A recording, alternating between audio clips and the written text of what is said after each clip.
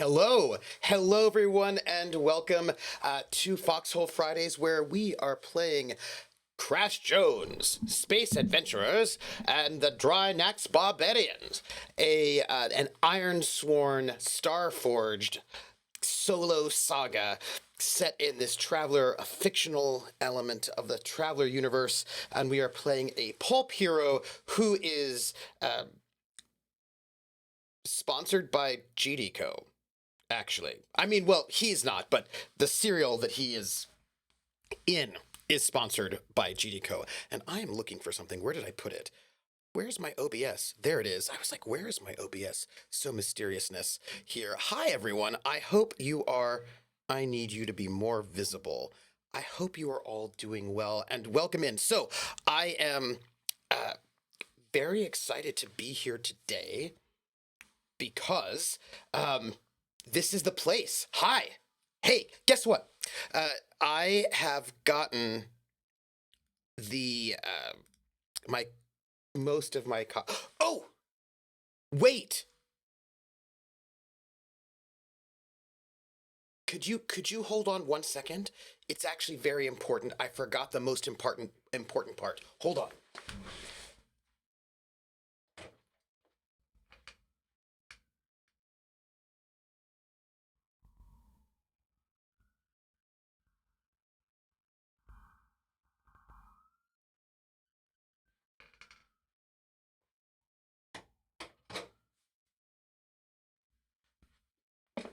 So it may not be the most important part, but it is an important part, and I have it. I didn't want to not have it.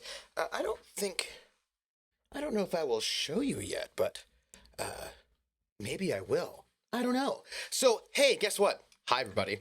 This is, it is not a whip, but it is a weapon. I will say, Interitus, you are correct. It is a weapon. It is my ray gun. Because if you are a pulp sci-fi hero, pulp space opera hero, you do have to have a ray gun. So if necessary, we can shoot villains.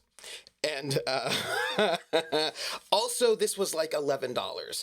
But nonetheless, we have our ray gun, we have our reference materials, we have our cards representing our advantages, we have our Dr. Pepper Cream Soda, we have our Stargazer app, which is open and ready to go, and I am here. Oh, wait. But is it cooler than leather pants? That's a good question. The leather pants were $8.47 or something like that. They're not real leather pants. They're fake leather pants. I felt like if you didn't know that they were fake leather pants, then now you know. It should not surprise you, though. I bet Shanana. Ah, Shanana. So I'm also wearing today a sort of a new my costume pieces. There is nothing wrong with pleather. I think pleather is awesome, but I am wearing my new costume pieces for today, and my new costume pieces involve my. Let me see if I can make sure. So I have my. Whoop, this is my. My new T-shirt, which is a Tuskegee Airman T-shirt. That is the Tuskegee Airman's crest. It also has a little Air Force thing inside. And I'm also wearing, if you did not notice, my Eisenhower jacket, World War II style, because, Army Air Corps. So now I have almost all of the pieces for the Crash Jones cosplay. I'm just missing the leather pants, but the leather pants, they're on their way. Ta-da! And also ray gun. So I think we're actually ready to play this campaign, because you wouldn't want to. I mean, you wouldn't want to play it without your leather pants. Well, I mean, we're just going to play it without leather pants, but that's okay. Hi, this is the Academic Foxhole, and I'm Trooper SJP, and I want to thank you for supporting. all of those of you who are watching us live and those of you who are watching us on VODs on YouTube. Thank you very much. On this channel, I go and I play every Friday. I play some sort of RPG for the most part. Right now, we're doing. I like to have a long campaign that has season breaks, and our current long campaign is the Gamblers, a Traveler Pirates of Drinax campaign, which will start with a solo episode for the Harlock on the 31st of March. And then we'll do our regular season 2, where our protagonists have left Marduk and are on their way to their very next planet, which I'm sure will in no way cause trouble for them in any way. Yes. And if you're watching on YouTube, give a sub if you would, because if I can get to 1,000 subs, I'm somewhere in like the high 300s, I can actually become a partner, and that would be pretty awesome. So, yay. Ooh, lederhosen time while waiting. Okay, look. Volpez noted leather short pants, and I will just note for the record that I did indeed have a pair of lederhosen, and not the sort of knee length lederhosen, but the mid thigh lederhosen, and they were the coolest. And I went recently to go and look for a new pair of lederhosen, since I haven't had those since I was in my 20s, and they're expensive. That's all. That's all. That's all I'm saying. But that is what's happening regularly, generally speaking. But right now we're in the break between seasons. And during the break between seasons, I like to do something interesting. And for this break, we're playing Ironsworn Starforged. And Starforged has just come out. Ironsworn's been around a while. It's by Sean Tompkin. And you can get that over at itch.io or ironswornrpg.com for free. And that's a fantasy dungeon delving sort of setting, but the brand new setting for the sci-fi setting has come out, Starforged. I kickstarted it, and it has arrived in my hot little hands, and it is amazing. And I recommend it. I'm having a really good time with this, and I'm really enjoying all of the all's support. I'm especially enjoying the support from Starbeam Chocolate Milk. It's malted, and it's good for your bones. And I have my megaphone.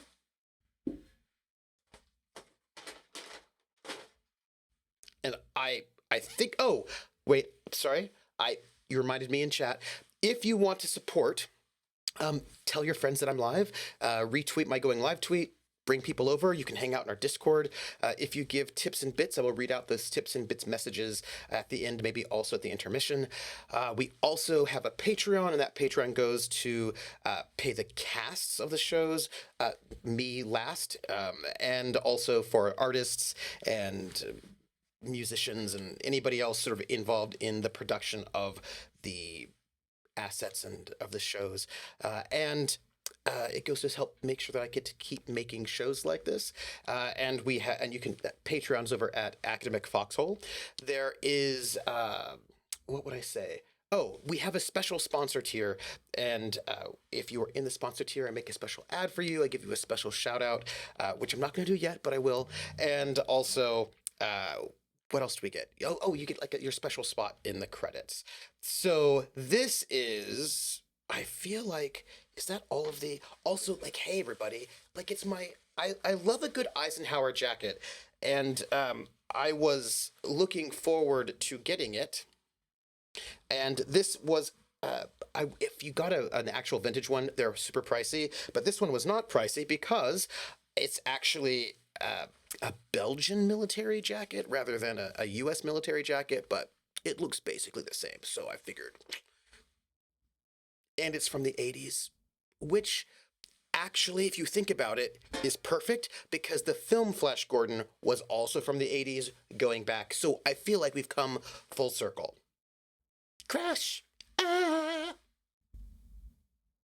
So, speaking of, yes, and we do have a merch store that is going to go online probably next Friday, is what I'm thinking. I have picked up the t-shirt. We've got a t-shirt for the either next Friday or the Friday after. But it's going to go live, and we've got the t-shirts come in. It looks great. Everything is going to go well, and I'm just doing the last bits of polishing on that. And then our merch store will go live, and we've got a mug, we've got stickers, we've got coffee mug, stickers, t-shirt, poster, and also notepad. So there's some great stuff. A couple things being worked out at the very end, but once I get all of the things linked and set, and it's going to go live, and I'm very excited for it. It's gonna be cool. So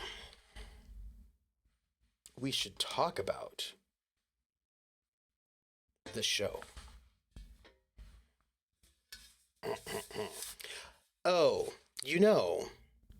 I'm going to have to do this twice, but in different ways. So we're playing Ironsworn Starforged, and what we're doing is a sort of a pulp sci-fi show, and this is the intro before the intro, if that makes any sense. And in this particular excitement, this is sort of based on Powered by the Apocalypse in that there are moves. I think it feels very different from Powered by the Apocalypse. The dice mechanics are quite different, but it is based in moves, and we're gonna do this.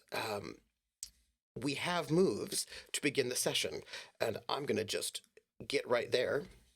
So when we begin the session, by the way, we're in episode 4. There was a prelude, and we have 4 episodes, and I don't know if today will be our last episode or if we'll have one more after this. We'll just find out. It's unclear to me, but we'll find out. So, moves like Jaeger. Yes, that was Volpez. I wanted to say that I did want to shout out one of our comments on one of the YouTube channels before we got right in there. And I wanted to say we got a comment from KY Hawkeye, who actually is one of our sponsors. And KY Hawkeye says, "Oh no, not nets reinforced with Drinaxian kudzu. Those are nearly inescapable." And that's true. You have to watch out for those things. It's dangerous and bad. So we have no flagged content. That's our first thing. Review or recap what happened last session. Absolutely, we'll do that. But we also can set the scene by envisioning your character's current situation and intent. Now, we can also spotlight a new danger, opportunity, or insight. And then if we do, we take +1 momentum, but we're already maxed out at our momentum. So we are not going to go and add more danger. We could, but we're not going to. Why? Because we're maxed out, and we don't need to do that at the moment. Let's see where we're at for our challenges. So, we actually need one more clock, don't we? We need one more clock, and that clock will be another 4, and it will be Baron Winter escapes. We need a Baron Winter escapes clock. Yes. Oh, oops, I did the wrong one. This was the Star Guard secures the vault, and then our new one is Baron Winter escapes. Those are our clocks. We don't have a new thing, so we're just going to do our recap of what happened last time and then begin. Let's see. I will note that we currently have 5 health, 4 spirit, 5 supply, which is good, and we have 10 momentum, which is really good. And so we're in a good spot. Well, we're not really in a good spot. We're kind of in dire peril, which means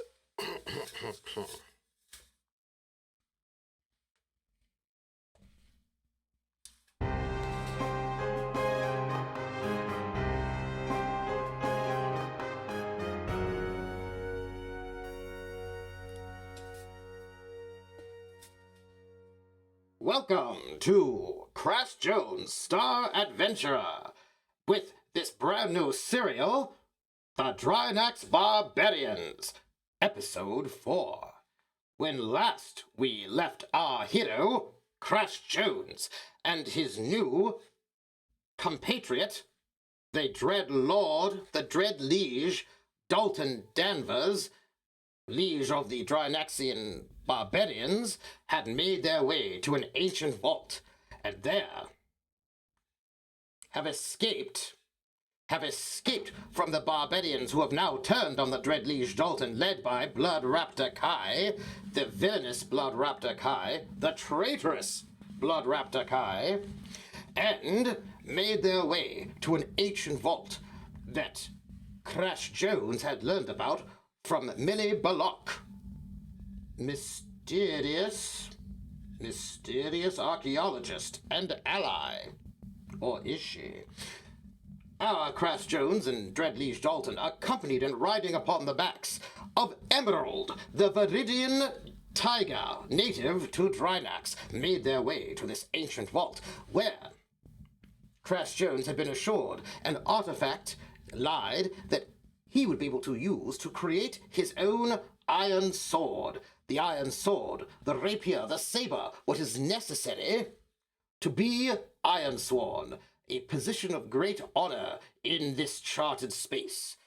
Our hero, Crash Jones, wishes to forge an iron sword from whatever sort of artifact is found deep within this vault of the ancients, because if he's able to do so, it would not only make him honorable, but also remind him of home. Home is important. If you ever need to get home, well, the way to do that is through passage, traveling through the stars on ships large and small. If you wish to become a passenger on a ship and take multiple jumps through the stars, well, you're going to want shipping, insurance, and safety. And there's no better way to ensure your safety than by booking through GDCO, the General Development Corporation. The General Development Corporation ensures the safety of every single passenger, whether or not you're on an official line or on a free trader, a tramp steamer. Either way, GDCO is safety. GDCO is security. GDCO ensures that you will arrive safely, or if you don't, well, you won't get your money back, but neither will the people who have kidnapped and killed you. GDCO, keeping you safe.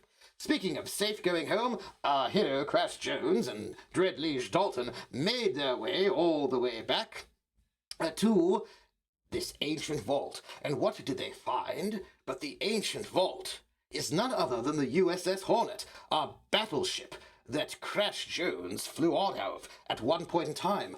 A battleship from another time, another place, another star. Crash Jones' home. The two, riding astride Emerald, made their way to the top of this mysterious battleship. What is it doing here? How did it get here? The answers to that, well, that is what exactly Millie Bullock is interested in. It is an aircraft carrier. Australis played the aircraft carrier that our Crash Jones pilot flew in and out of at some point in time in the past. Well, not as far past for Crash Jones, who was in suspended animation after flying through a strange portal, chasing a Foo Fighter in 1942. Well, nonetheless, Crash Jones and Dread Liege Dalton made their way inside of this ship, a ship whose entire hull is being riddled through veins of Viridian, a native and very rare gemstone, one that is green and that pulses like a heartbeat and is warm to the touch. And as our two heroes made their way deeper into this vault of the ancients, they found themselves trapped in the galley. The door shut. They are trapped in this galley that is now flooding with corrosive and hot seawater. Where does this seawater come from, as this ship itself is embedded into the ground in the jungles of Drinax, with ruins all about? Uncertain, unclear. This ship out of time, what could it mean? But also, why is a vault of the ancients a ship from this place called Terra? Well, as we come into our adventure today, we shall find out.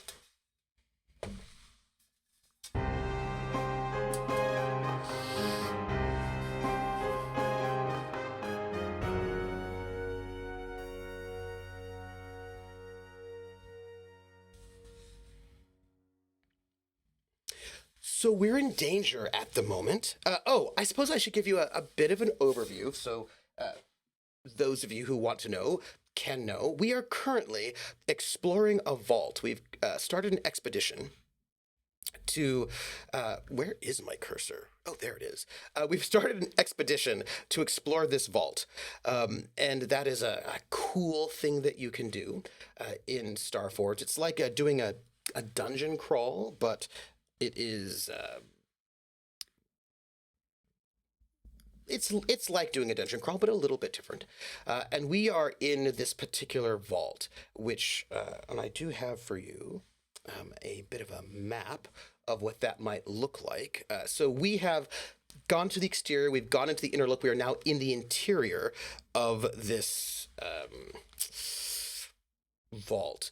Also, to note that we have a number of progress clocks, and this is part of, hey, Josh, me and Art, this is part of what we do is to sort of do progress in the game. You have to sort of fulfill your clocks.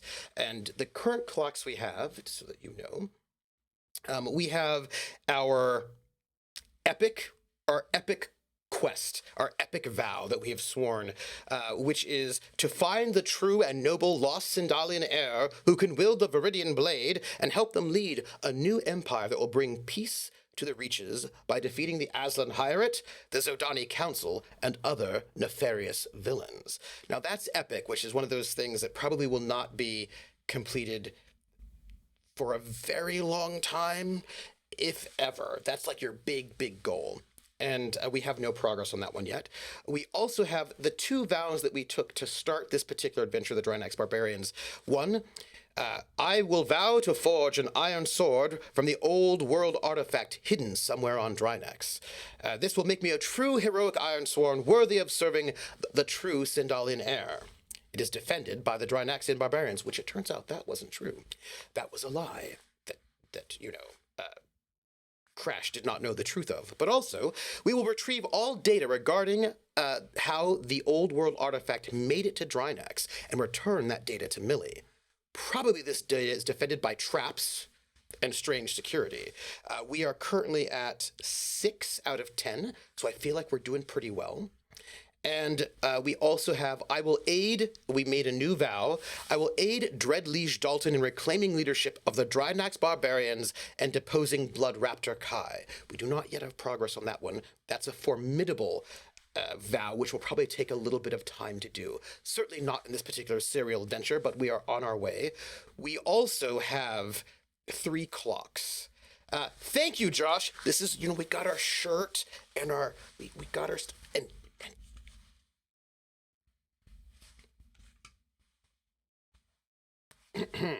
we have 3 different factions at the moment who are working about in the background, and we're going to just officially hit begin a session and see what happens with them.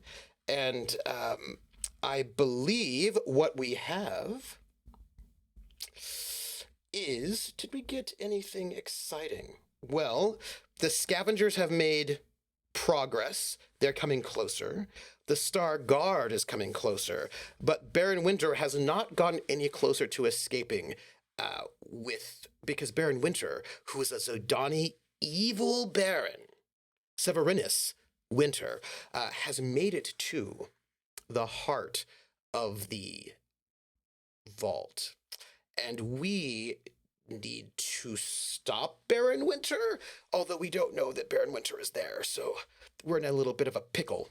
We also have, I should say, this was very exciting. We have various allies. Right now we have, on Drinax, General Kai Savela is working for the king, and the general of the Star Guard. Brianna Gray is also working for the Drinaxian nobles, but none of these people are connections. Venri Kai is terrible, bad. We do not like them. We have our Drinaxian tiger, Emerald, who we actually have quite a few bits of progress on towards making them a companion, which we're working on.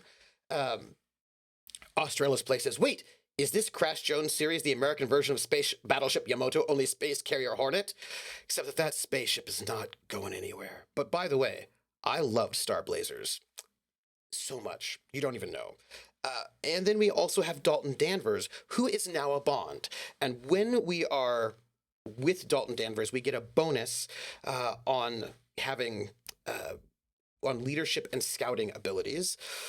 I will also note that they have a goal of curing an ill that is what has happened to Drinax, this planet that has been destroyed and is full of radiation. They want to try to find some way to cure Drinax. So I believe at this point we probably have everyone we need here. So let's begin.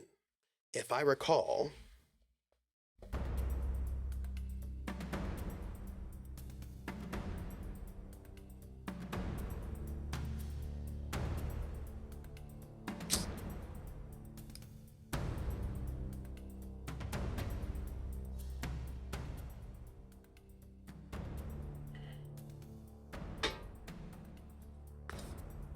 Crash Jones and Dread Liege Dalton are standing awkwardly upon countertops as corrosive, boiling seawater pours in from the portholes. The door behind them is locked. The door in front of them seems as if it may not be able to be opened. Can our heroes make it through this challenge? Will they be able to survive? Well, only time will tell. Now, sit back. Drink your Star Beam chocolate milk. It's malted, and it's good for your bones. And watch the daring adventures of Crash Jones. Dalton, we're in trouble. We've got to get out of here, and we've got to get out of here quick, before we drown or boil alive. Quick, you've got to help me. We need to get through that door. That door is our way through. Let's see what we can do. I believe... Ooh, middle passage. Those are still up, are they? Interesting. We need to face... No, not face danger. Oh, hey. You know what? I had just thought about something. You know what I thought about? Scene challenges. If I recall correctly, a scene challenge is something you do when you've got a time limit and maybe some death. And I feel like we might, since this is a peril that we suffered from last time, maybe we do this bit of a trap as a scene challenge, which we need to, yes, right? We will do a,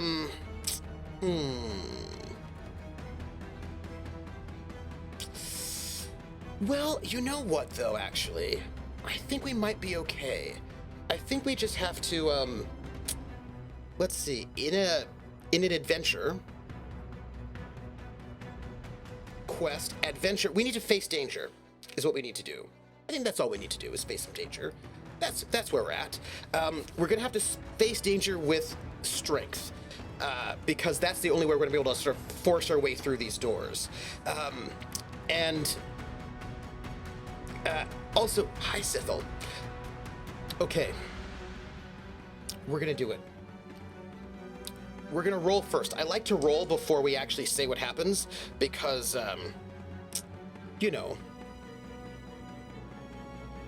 it's good to know. I do not think that Dread Liege Dalton will be able to aid us with a bonus, but we're gonna hit iron, and we're gonna roll it. And then we're gonna find out,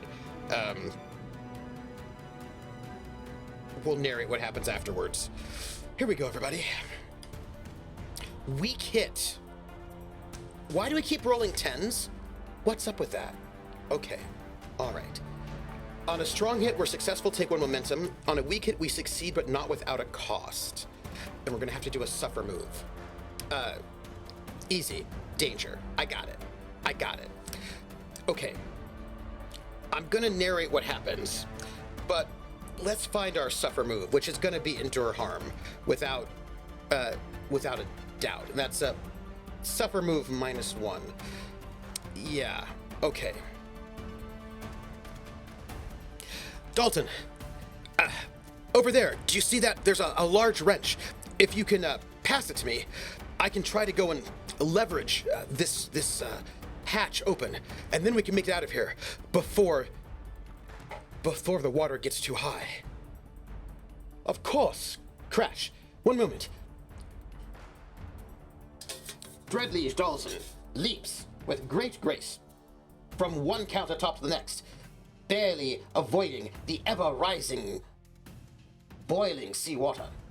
Grabs a large, heavy, nautical wrench, tosses over to Crash, who catches it expertly.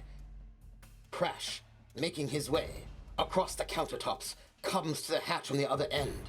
Who knows what is beyond the other side of this place? Could it be the heart? The heart of the very vault? Unknown. Crash Jones takes this wrench, wedges it within the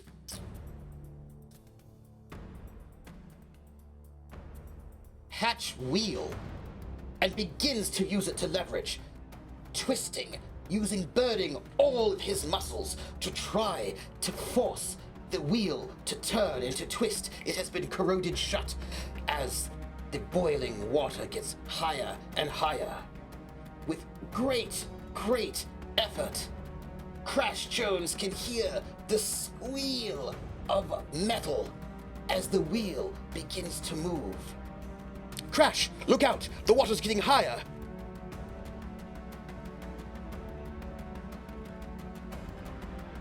The ship shakes, as if there was some sort of earthquake. And the water splashes, and it splashes upon Crash, and Crash slips off of the perch. He's not going to be able to get the leverage he needs. The angle's wrong. He cannot do this standing on top of this counter. He's going to have to get into the water if he hopes to open this hatch and save them both. I'm going to go and have to get some harm here. And Void's like, I bet the boiling water's making the clothes damp and cling to the chiseled bodies. Absolutely. We're going to have to take some health damage right now. I think that this is serious harm because we're in trouble now. We're going to lose 2 health. And 2 health will be lost, which I'm feeling great about, but we can try to resist.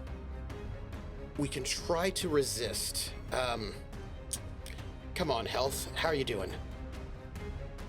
Okay. And we will see what happens. We're at 3 health.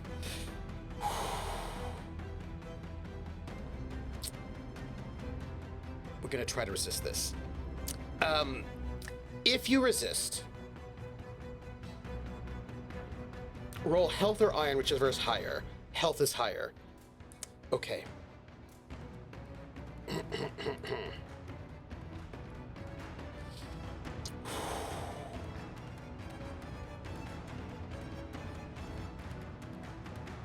I need to roll it. Was that a new roll? It certainly wasn't, was it? No. Okay.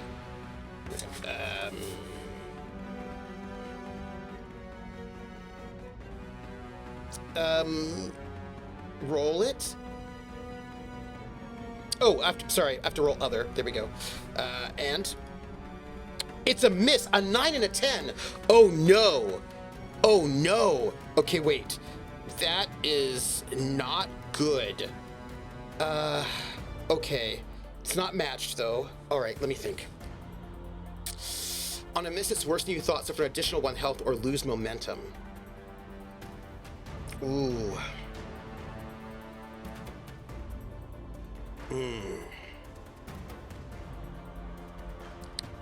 Hold on a second. That's not right.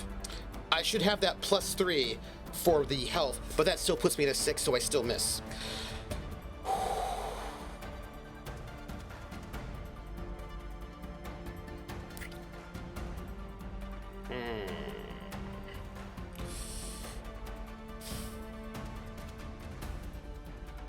We're gonna have to...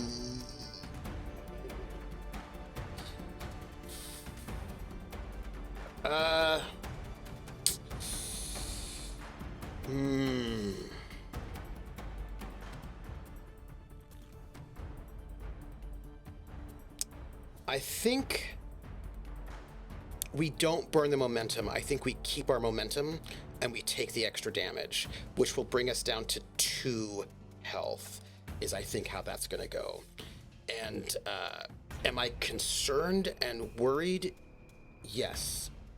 Yes, I am.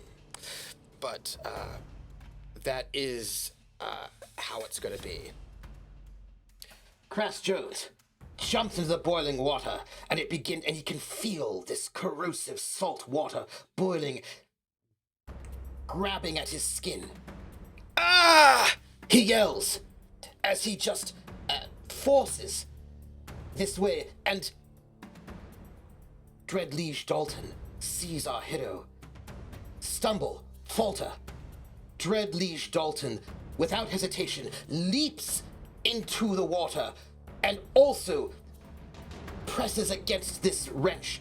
Both of them together, their muscles straining in the wet, boiling sea water, are able, with one large heave, to open up this door. The hatch opens outwards, and the boiling water swooshes outward, and both Crash and Dalton are swept outwards and into a small metal hallway. The two tumble, all limbs, elbows, just tumbling forward, all a mess, a heap on the ground below them.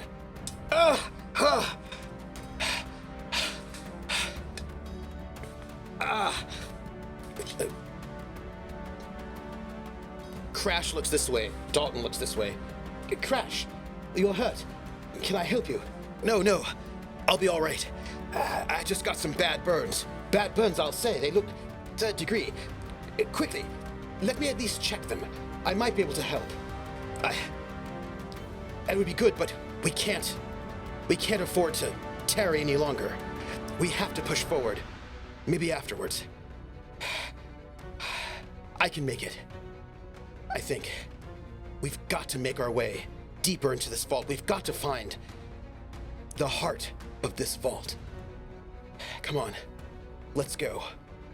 All right, but at least let me help you up. Dalton Danvers reaches out a hand, and Crash Jones takes their hand in his and allows them to pull him up to his feet, gingerly, with a bit of a limp. Crash Jones starts to walk it off. These are steam burns, terrible burns. But with Dread Liege Dalton by his side, the two heroes make their way deeper and deeper into the ancient vault, the Vault of the Ancients, the USS Hornet.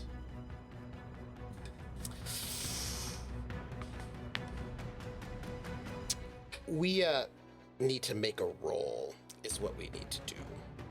By the way, that was bad. I just want to say it for the record that was bad, because it was, in case you were wondering.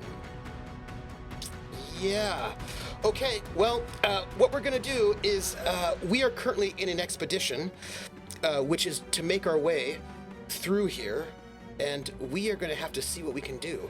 Let's get to our vault. Good luck, Hawkeye. Good luck. All right.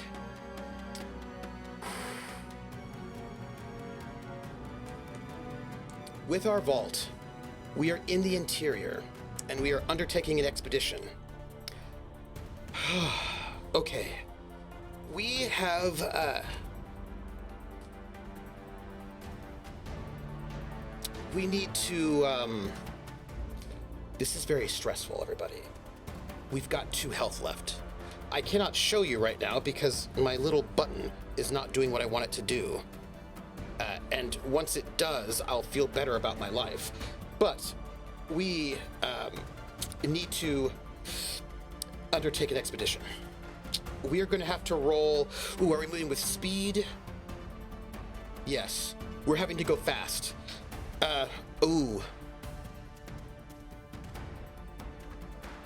This will be difficult because Crash is wounded. But they've got to move quickly. Who knows what might be in there? Okay.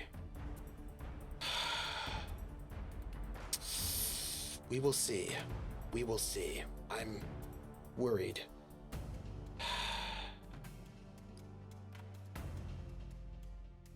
A miss?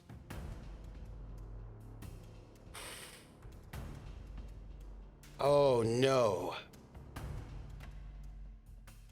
Let's see what we do about this. This is bad. This ship is dangerous. Let's see. Okay. On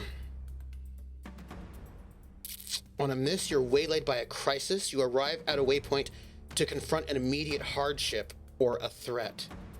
Do not mark the progress and pay the price. It's another 10, by the way. By the way, I just, for the record, want to point out that's another 10 is what we've got there.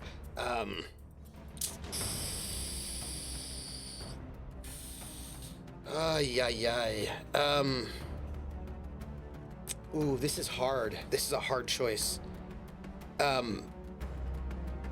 We have not gotten very far, and we need to make this progress. Oh.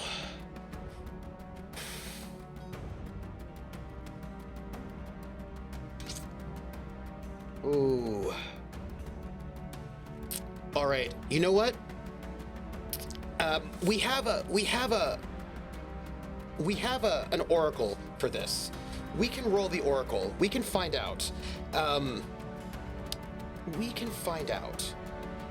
If do we burn our momentum? It'll give us a weak hit, or do we just yeah, we're gonna take the miss. We're gonna take the miss. We do not get progress. Instead, we're gonna face peril at the waypoint, and we're not gonna make progress. Yeah, okay. Wait, we have to pay the price. Ooh. Ooh.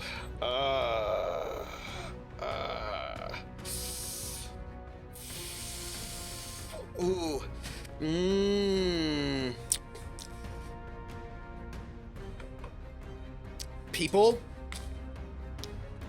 we need to ponder this. We need to ponder this. I need to know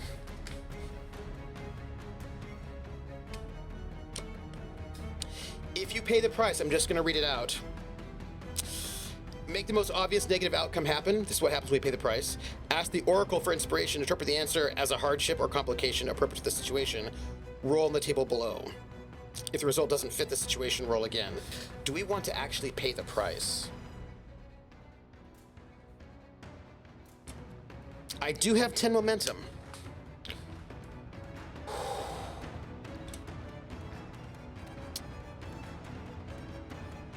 Oh. Okay. It's hard. It's hard. We're going to burn all of our momentum. We're going to burn it all.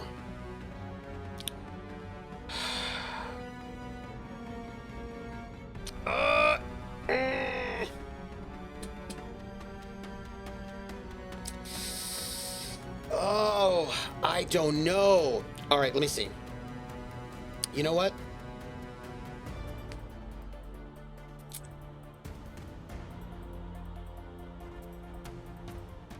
On a miss, you're waylaid by a crisis or arrive at a waypoint to confront immediate hardship or threat. Do not mark price. Actually, we're gonna have to pay the price anyway if we do that. So, y'all, you know what? We're gonna take the miss. We're gonna keep our momentum. We're gonna take the miss. Yeah. So, I feel like we're gonna pay the price. I think our choices are make the most obvious negative outcome happen, ask the Oracle, or roll on the table below. And I think we make the most obvious negative thing happen. I know what it is. I hope you're ready. Our heroes, Crash Jones and Drinax Dalton, move quickly and swiftly through the ship, the USS Hornet, passing by a hatch door open, quarters with the signs of sailors missing. Where could they be? It is unknown where they might be. That is when they hear a strange sound. Crash, do you hear that sound? I do. What is it? What is that sound? It's like, something shuffling.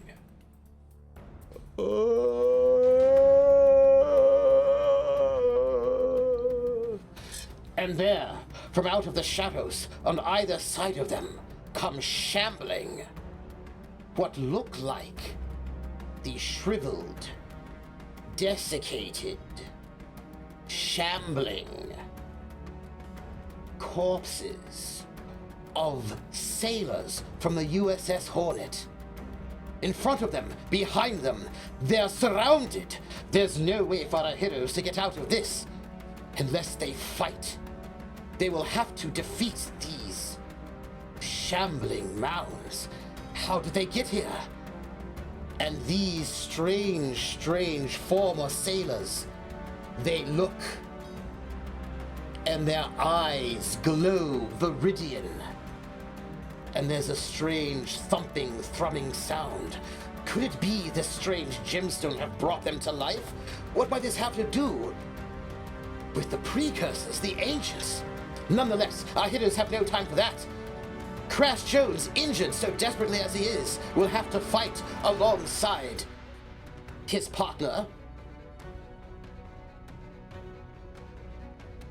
Drinax Dalton. We're gonna have to fight everyone.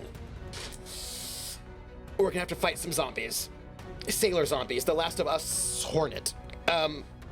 Yeah, and we don't get progress. This is gonna be, our goal is to,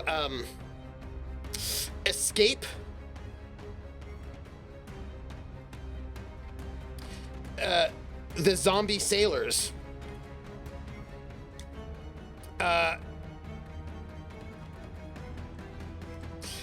This is gonna have to be dangerous, right? This is a dangerous situation, and this is bad. It's bad. It's bad. Yeah. Okay. Well, we're gonna enter the fray, everyone. We enter the fray. So to see if we control, we are. Let's see. If we're on the move, we roll edge, which we are. If we're facing off against a foe, in the thick of it at close quarters. We're in close quarters, everyone. Yeah. We're in close quarters, which means we're gonna have to roll wits, but I am not very witty. Actually very unwitty. However, I do believe because Drinax Dalton is a scout, their wit should help us in this moment. So let's get an ad here and let's roll it. Strong hit. Okay. We have not burned our momentum, but we are in control. Okay. As the shambling mounds begin to close in, Dreadliege Dalton shouts out, "Crash, look out, behind you!" And there, one of these zombies lunges forward, and Crash is able to duck out of the way, thanks to the timely warning of Dreadliege Dalton. Someone who they at first thought might have been an enemy, but now it seems that they are a steadfast ally. The bond these two share might help them get out of this predicament.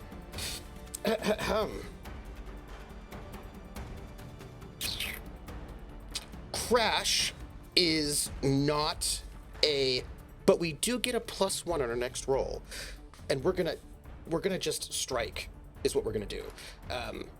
Yes.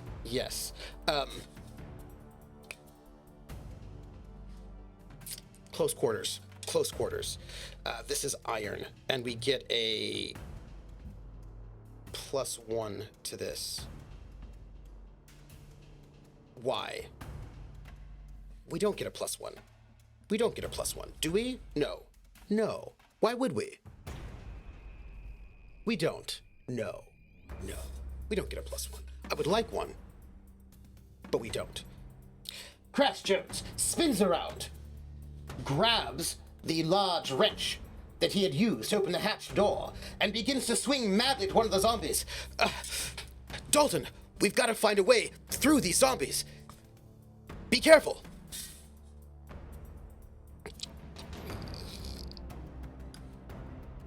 Strong hit. Okay.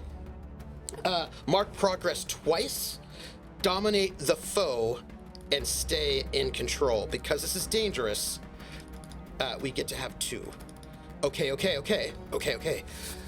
Crash Jones swings the heavy wrench that is 3 feet long, smacks one of the sailors upside the head, and notices as it goes careening against a wall that a small chip of viridian falls out of its mouth and tumbles onto the floor of the deck and through the grate. The viridian dislodged from the corpse. The green light in the corpse's eyes dims and extinguishes, and the corpse falls to the ground, no longer animate. Dalton! There must be viridian in them. That's what's keeping them alive. We've got to do something. What can we do? Dalton punches one of the zombies by then, square in the jaw. Crash is here. Dalton is there. I don't know, Crash. We'll do our best. We've got to find a way. Quickly. Here.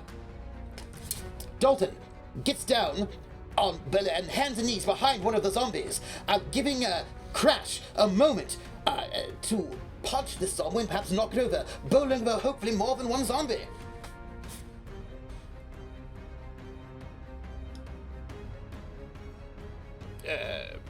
Did I just... That's a new one, didn't I? Ooh. Okay. Second strong hit, which... Yep.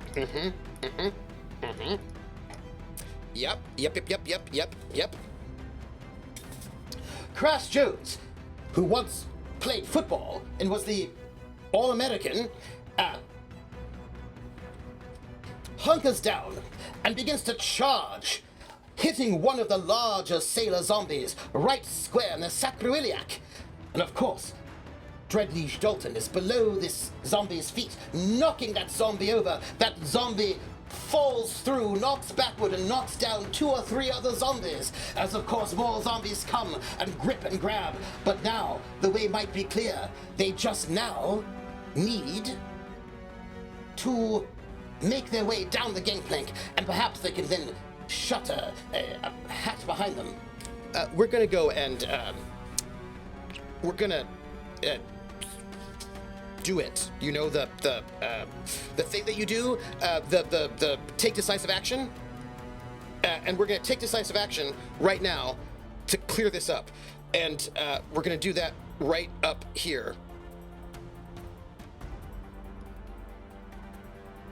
strong hit with a match, which would give us momentum at the very least, but we did it. So we got it. So we prevail. We take one. We don't get any more momentum.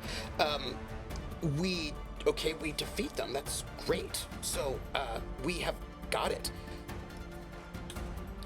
Crash Jones, using all of his linebacker strength, bowls through the zombies and makes a way. Make way! Charging down the gangplank, he runs. Dreadliege Dalton following quickly behind. They move, and just as a running back would do, Dreadliege Dalton... what's that word? Swerves to the left, swerves to the right, avoids each zombie coming forward. Jukes, thank you. Jukes to the left, jukes to the right, avoids those zombies, and... Dreadliege Dalton, they follow behind quite on the heels. They make their way to a door, and running through it, they close the door, the hatch behind them, locking it behind them. Dalton, we made it. What is happening? What is this strange gemstone that is all over this place? It's unnatural. It's odd. It's dangerous. Yes, Crash, I tried to tell you that Verdun is indeed dangerous. It's one of the most powerful stones. People from all over the galaxy would want this, but we cannot let them have it. Who knows what sort of properties it might have, but whatever it does have, well, you saw what it could do to those soldiers. If it could do that to those soldiers, who knows what else it could do. We have to make our way deeper into the heart of this place. Elsewise, we can't find out what is happening.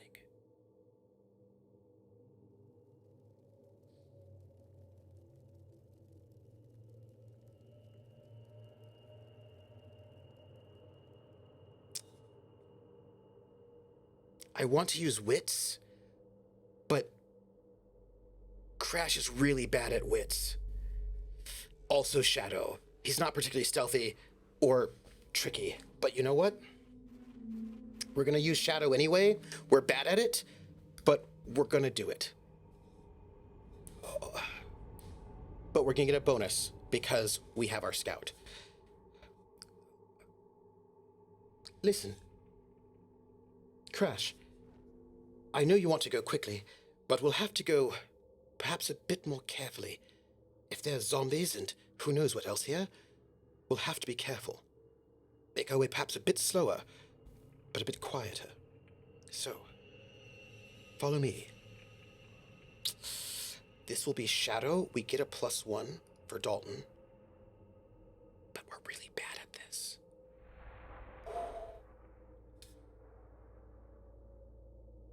Strong hit. At a strong hit, we reach a waypoint. Envision the location, mark progress as per the rank of the expedition, which... We're at 4. We're not yet in the inner sanctum, the heart, but we're close.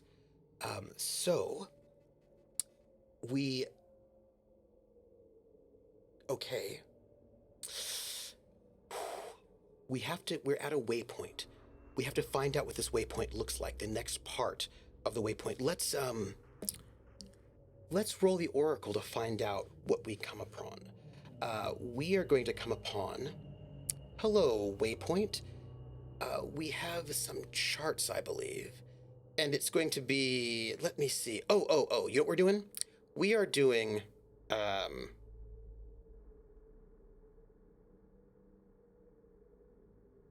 our Oracle. And the Oracle has a, if I remember correctly, not the vault itself. We want the, we're in the interior. We can do that. But I bet we can have an opportunity because we had a match. Oh, no, it's just a strong hit. If it were a match, we'd take an opportunity. It's just a strong hit. So let's do, let's see. I actually want to do location theme. And the location theme is going to be haunted. And let's take a feature of it, shall we? Eerie cold. I like it. Okay.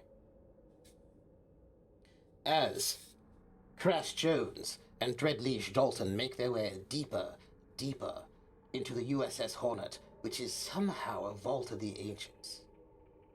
They make their way to a ladder that makes their way deeper, lower into the ship. They climb down, their footsteps echoing in the stillness, in the dark. The dark only lightened by the eerie green glow of the veins of Viridian lacing its way through.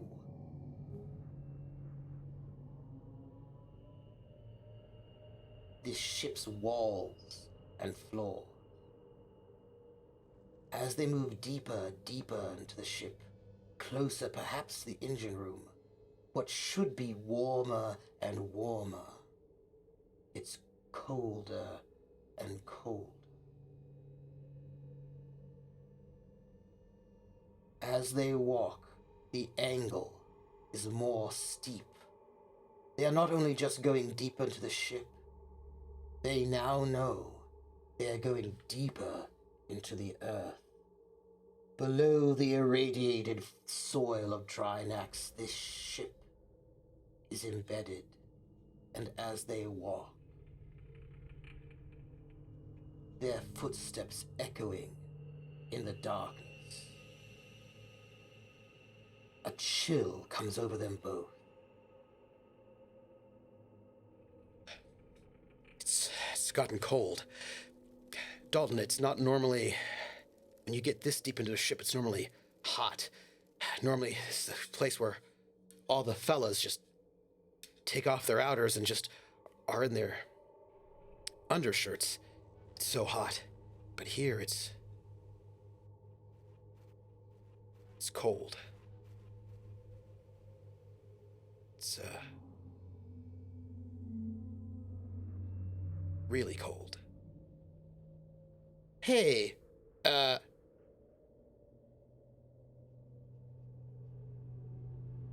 what is that strong hit with a match doing there on my progress bar? That's strange. I don't know what that's doing there, but, just... We escaped the zombies. I don't know what that's doing there. Shouldn't be there. We have to, further explore, everyone. Is what we need to do to get into the, under bits. We're going to continue with our shadows, even though we're very bad at that. A weak hit. An 8 and a 3.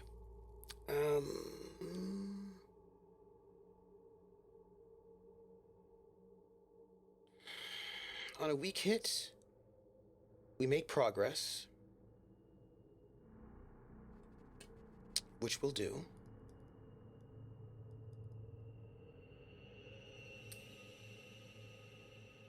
Face peril at the waypoint, or suffer a cost.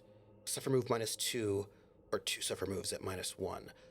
I think we're going to have a peril at the waypoint. So we need to envision our waypoint at this moment. And I will note that at 6, we transition into the inside of the vault. So, okay. I think this means we're going to get into the sanctum. Let me just read this out loud. Your passage from the interior into the sanctum is triggered by a rolled result on the interior feature table. Transition into the sanctum. Oh, okay. Okay. Interior feature. Oh, you know what we should have done in that last one? Hold on. Let's get there. We should, I think, right. Okay. Um, right, okay. Sanctum. That's really bad. Apparently. You can also use the progress track as a gauge to your current location. Once you reach 6 or more filled progress boxes, we've reached the sanctum. So we've done this. So you can actually do it. You can go into a vault without doing an expedition, or you could actually do an expedition. And I think that's slightly different. So, okay. If you envision a vault as particularly strange and perilous, use the sanctum as the framing for the entirety of your exploration. Okay. So, check this oracle when your story leads to reveal the site's true nature, such as when you finish an expedition. Okay. Okay. We're going to have to check our oracle right now because we're going to transition into the sanctum. Here's our vault. We had our interior. That's great. Here's our sanctum. Feature. Everyone. And we're going to have some kind of peril. Incongruous space contradicts the nature of the site. I think that's great. By the way, this is on Drinax. We have a peril, right? Because we had a weak hit. Temptations to linger or remain in this site. Ooh.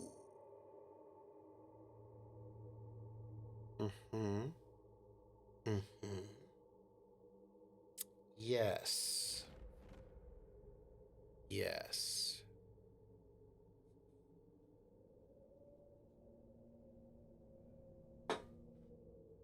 You have to forgive me because if I remember correctly, I had music for us, didn't I?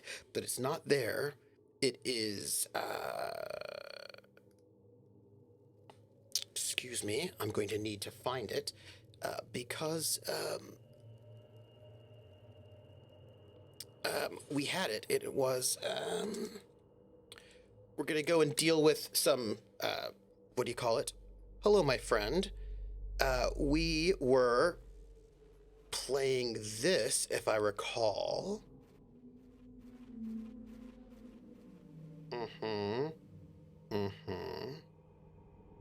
I need a... There we go. This is from 1940. This is the one we want. And let me make sure that you will have sound that you can hear this. I believe I just need to...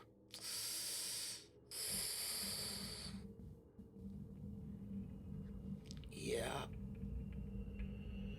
Yep. Here we go.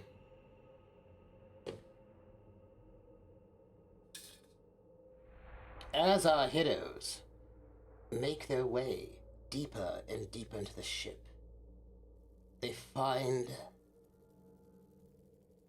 a hatch. It says, Captain's Quarters. Dalton, this could be it. Let's go. As the two heroes turn the wheel on the hatch to open the door, it opens inward with a quiet whisper. And then they hear the crackle of the radio. And the song plays again.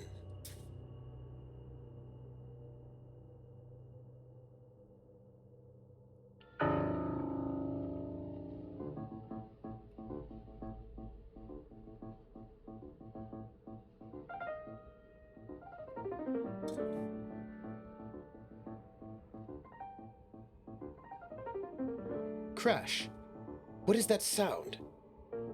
It's,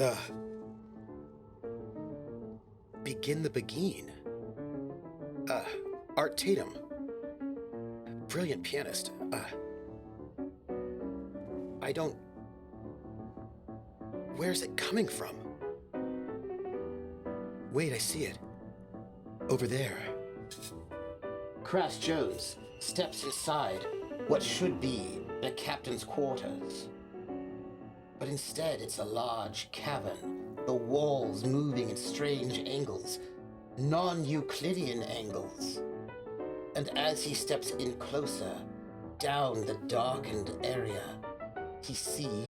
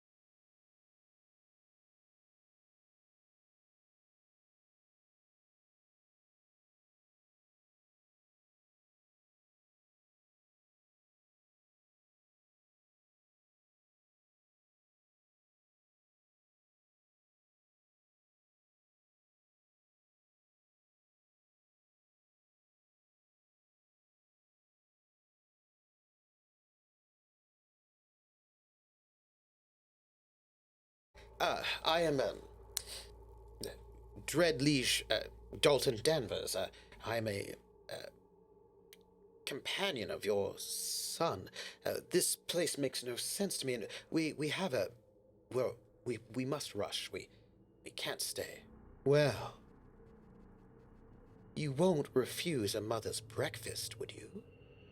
That would be rude.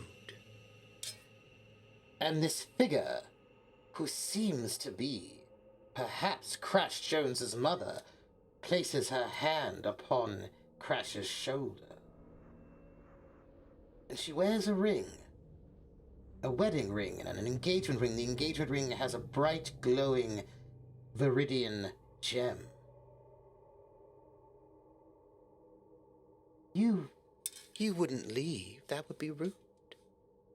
I'm afraid you can't go. You'll stay here as long as you like. Somewhere, you can hear the sounds of doors shutting. The table itself seems to be made of 3 or 4 different angles. And Crash Jones begins to eat his pancakes. Dreadliege Dalton Danvers seems alarmed. No, we must really go. We can't stay at all. I'm so sorry to be rude, madam. it's not my intention, but we have very important things to do. Indeed. Crash. Crash, listen to me. It's time to go. We can't stay here any longer. Do you understand? Let's go. I think we're going to have to make a roll to get out of this. And I think the roll we're going to have to make is face danger. Which, yeah. Yeah. And we're going to have to face danger with resolve, command, or sociability. With resolve, we're going to have to roll heart. Okay, Crash.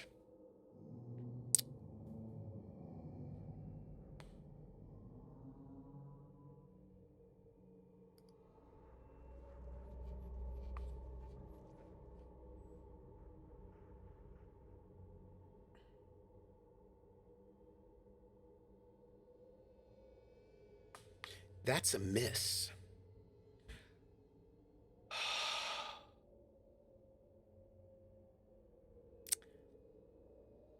We could get a weak hit. But I think we, I think we're going to take the miss. We've got the momentum, but I think we take the miss. We're going to have to pay the price. And I think there are a couple options here. And one of them, but let me check. The Starship and the Ace won't help me.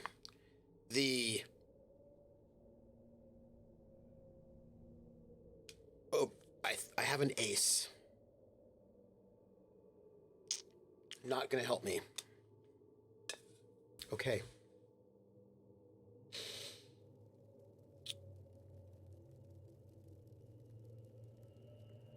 We have to pay the price.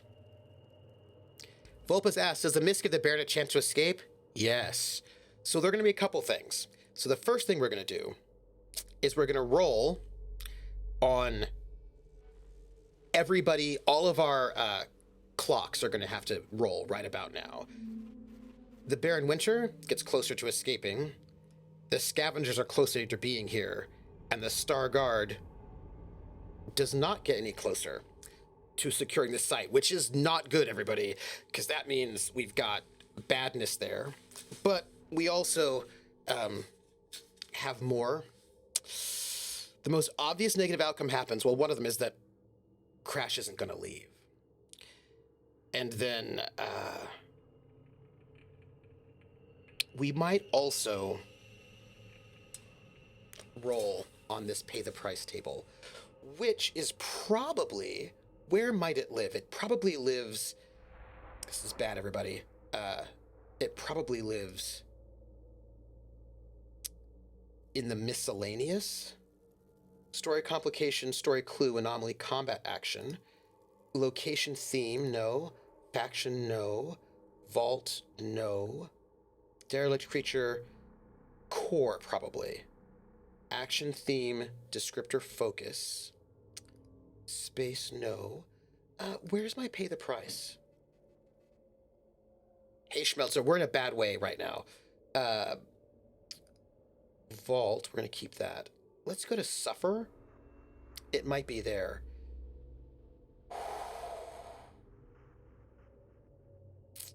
Face death, overcome. Pay the price. There it is. We're going to pay the price. Well, although we only have to choose one, but we're choosing two.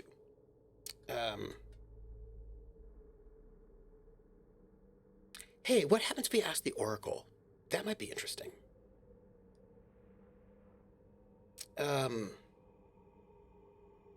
Envision options?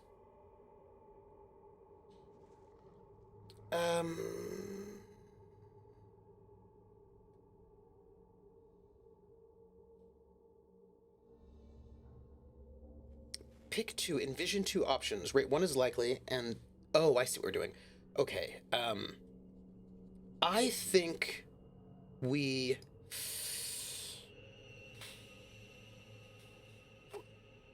There's a table for this. It's there's a table that we can use, and it is hold on. It is, give me a second. There's an oracle table where we get 2 things for inspiration, and I think we want to just see what it is.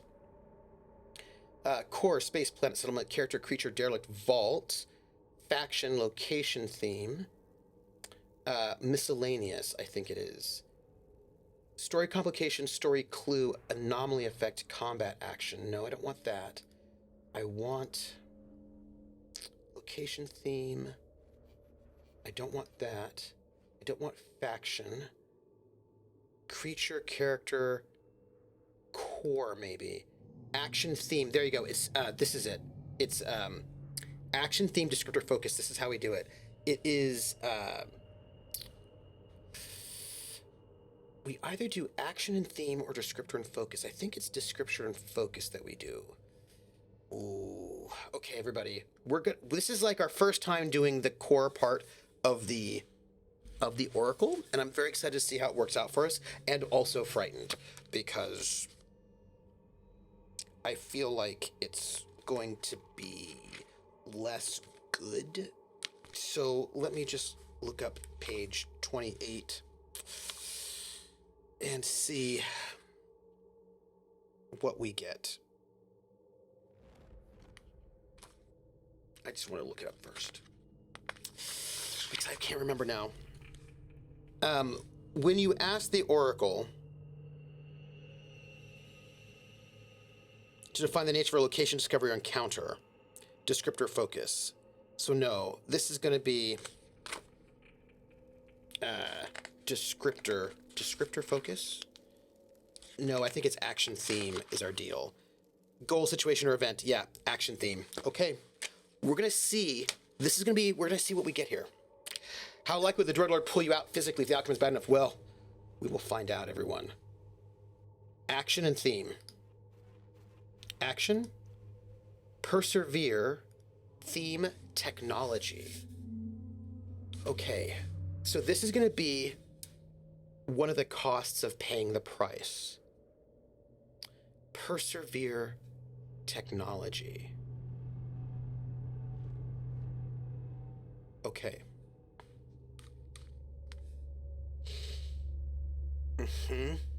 Yes. Okay.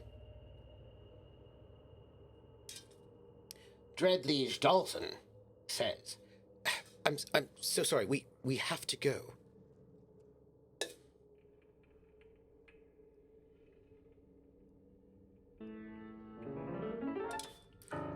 The radio starts upon its own again, weaving its spell. The same song, again the begin, over and over.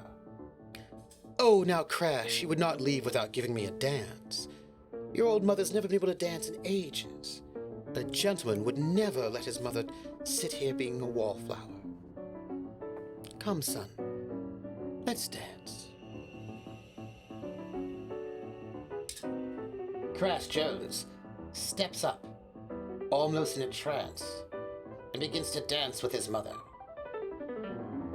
They dance, and they dance.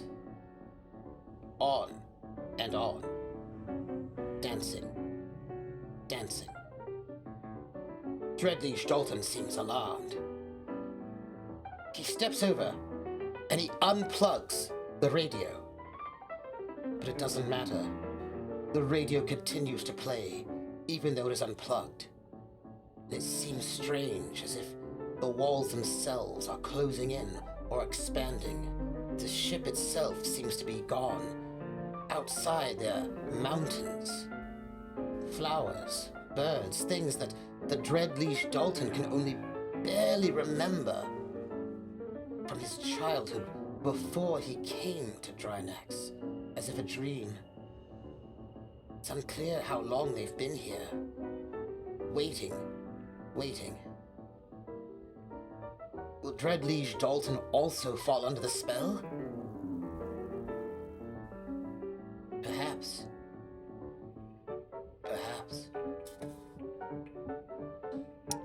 We, need to try to get out of here.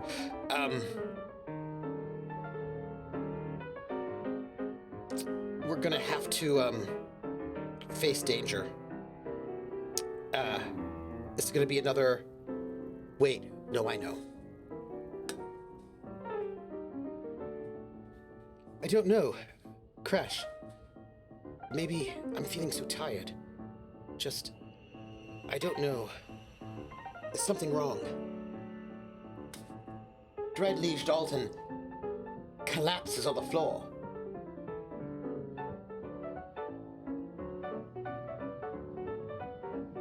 Crash looks over at his bonded companion. Dalton? Dalton, are you all right? Hush. Don't worry about that. I'm sure he's fine. He's just sleeping. Continue to dance with your mother. You don't need to worry about that. Dance with me, son. Don't worry about them. Dance.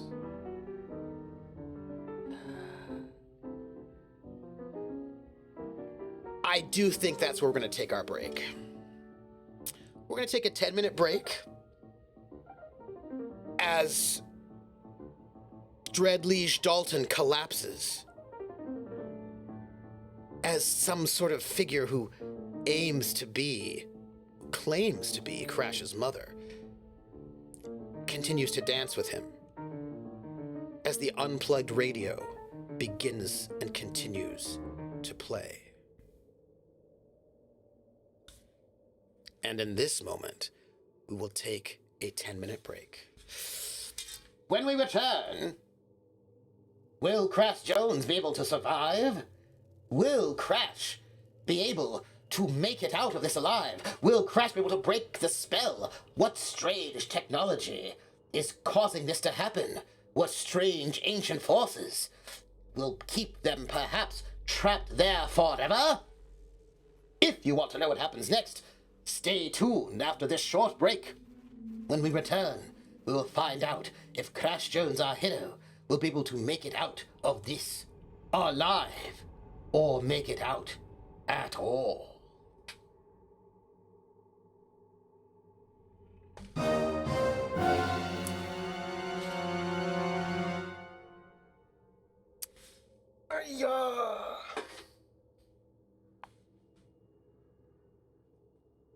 We're gonna go on break right now.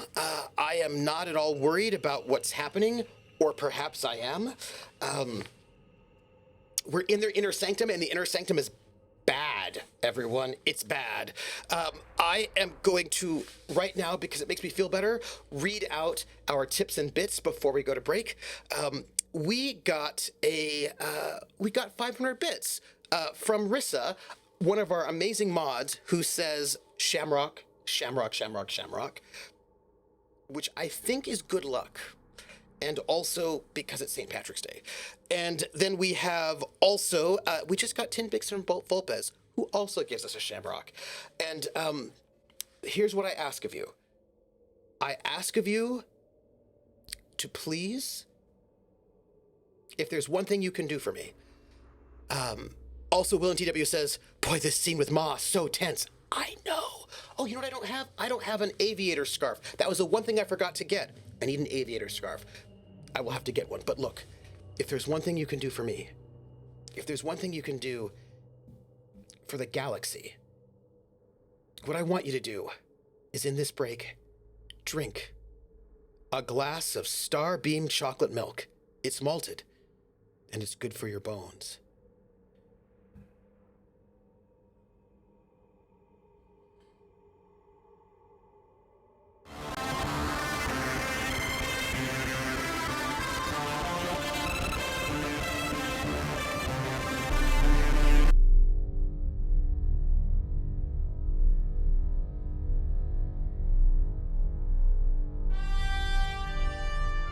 The great, vast emptiness of space.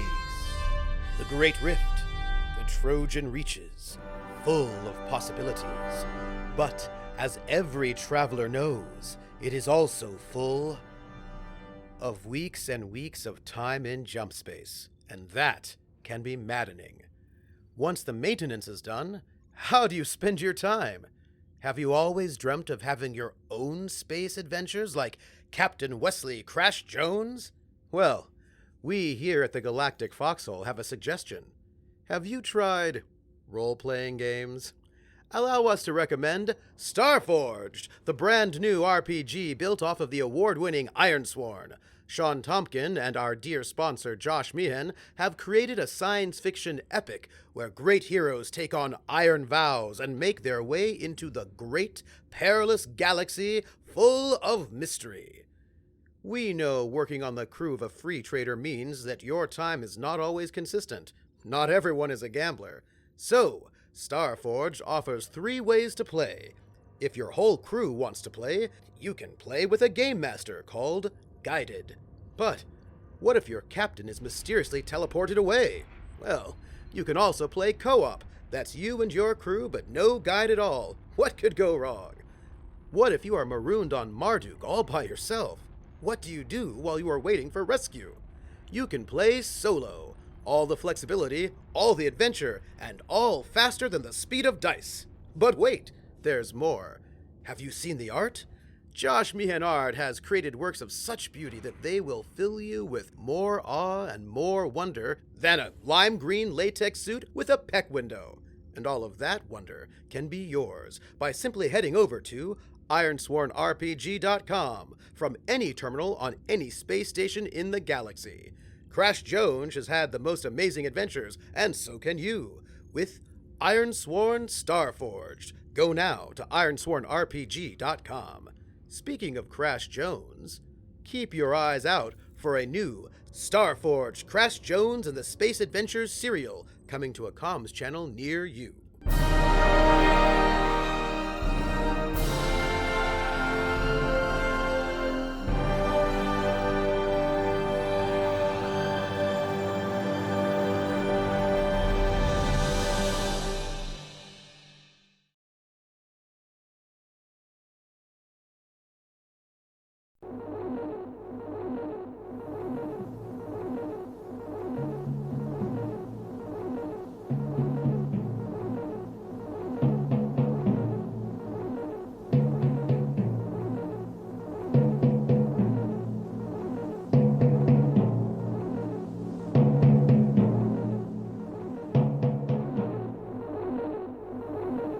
This is London, the French speaking to the French. Before we begin, please listen to some personal messages. Gabrielle sends you her regards. The eyes are open. I repeat, the eyes are open. And now, a word from our sponsors. We give a special greetings to the bookkeeper, who has recently been promoted to one of the lead editors of the underground newspaper Défense de la France. The bookkeeper has been chronicling the triumphs of the resistance and the failures of the occupiers and collaborators for years. Without the dedication of the bookkeeper, the resistance wouldn't be able to have had the successes they've had. Thank you for your continued service, bookkeeper. Vive la résistance! Ici Londres, les Français parlent aux Français. Avant de débuter, écoutons quelques messages personnels. Gabriel vous envoie ses amitiés. Les yeux sont ouverts. Je répète, les yeux sont ouverts. Et maintenant, un mot de nos commanditaires. Nous voulons envoyer nos plus sincères salutations à The Bookkeeper, qui a récemment été promu éditeur en chef du journal clandestin Défense de la France. The Bookkeeper a ainsi fait la chronique des triomphes de la résistance et des échecs de l'occupant et de leurs collaborateurs pendant des années. Sans le dévouement de The Bookkeeper, la résistance n'aurait pu avoir eu le succès qu'elle connaît. Merci, Bookkeeper, pour vos bons et loyaux services. Vive la résistance!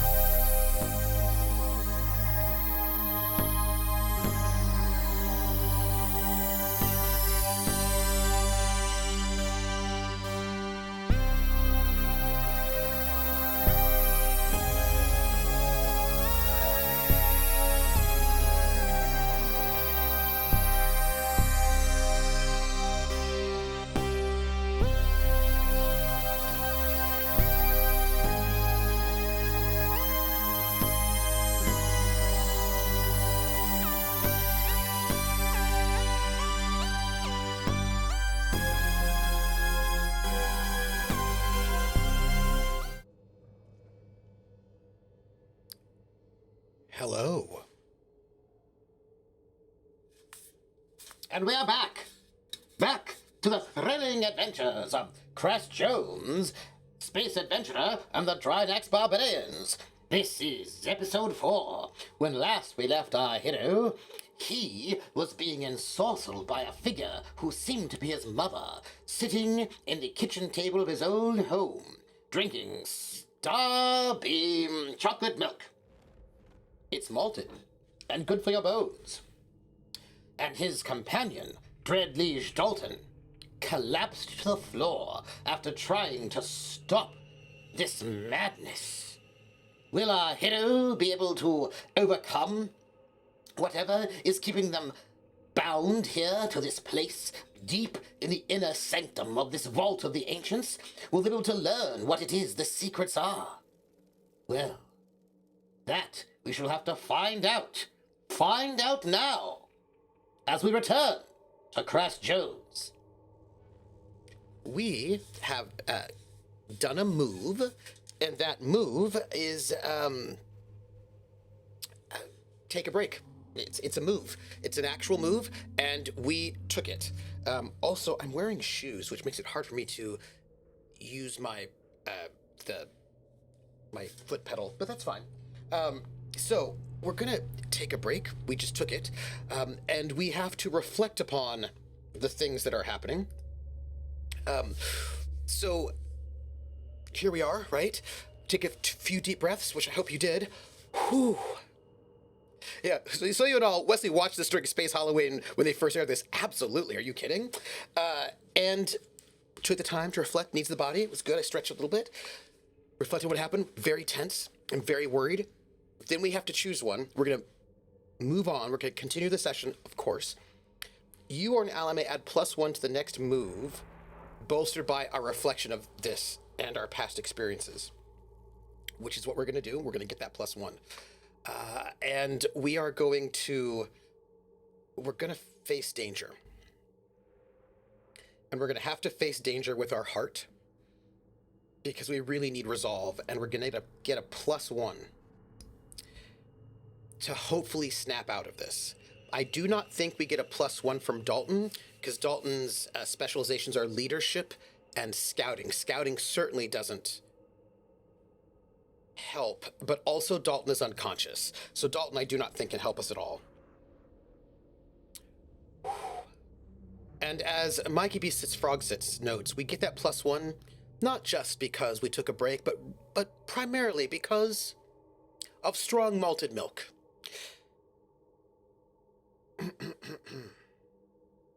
I'm going to roll this.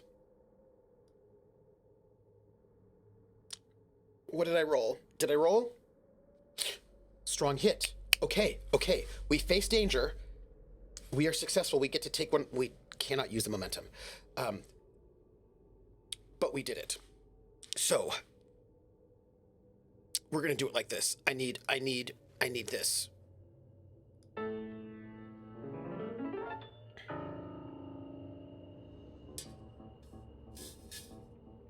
Drinax Dalton lies senseless on the ground. Our hero, Crash Jones, is being forced to dance with his mother. Unending. And Crash says, Ma? Wait. Since when is your engagement ring green? It was, red. Red. Like the Third Imperium. Like GDCO. It wasn't green. Wait. Wait a minute. You're not my mother. Of course I am. Of course I am. You wouldn't leave this place, would you? You wouldn't leave me again. And the fingers on Crash Jones's shoulders feel longer and longer, and they feel damp through his uniform. And they seem to have more joints than they should. And in that moment, in a snap, Crash reaches out and knocks over the radio, and it falls and spatters, the sound ending completely. No. You're not my mother. And I cannot stay here any longer. Dalton. Crash rushes over to Dalton. Dalton. Dalton. Wake up. Taps them lightly on the cheek. Dalton, it's me. It's me, Crash. You've got to wake up. You've got to. We've got a mission. I've got to help you. I've got to help you take back the barbarians so that you can save this planet or something. Come on. I can't do this without you, buddy. Let's go. Come on.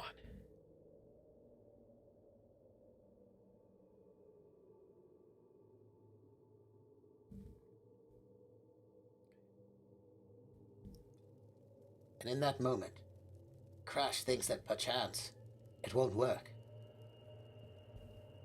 That Dreadliege Dalton Danvers, perhaps may stay senseless forever. But doubts are not what make a hero. And Crash Jones will not have doubt. And shakes Dreadliege Dalton one more time. And after a small brief moment, Dreadliege Dalton opens up both of their eyes and says, Crash. Behind you. Crash looks behind him. Oh, sorry. Crash looks behind him and sees that what was once his mother has turned into some strange robot. Odd. And the circuitry, all gleaming metal, and the circuitry glowing green, and the robot lurches towards them both. But Crash is able to duck out of the way, pull Dreadliege Danvers to their feet, and quickly say, Look, I know this place. This is my house. I know the way out. Upstairs, my bedroom. We can jump out the window. There's a branch to a tree, and we can climb out that way. Let's go. Come on. And quickly, they rush up the stairs. It's only 2 flights of stairs to the 2nd floor, and up the stairs they run. But there seem to be more and more floors, more and more stairs. It seems as if the stairs never end. This is where we are going to explore a waypoint to try to get to the next spot. And I need my cursor, but I don't. Oh, there it is. Okay, so worried. Pardon me. We need to. That's an oracle. We need to not take decisive action. Undertake an expedition. This is speed because they're running. They're not worried about being stealthy. It's all go, go, go. Weak hit.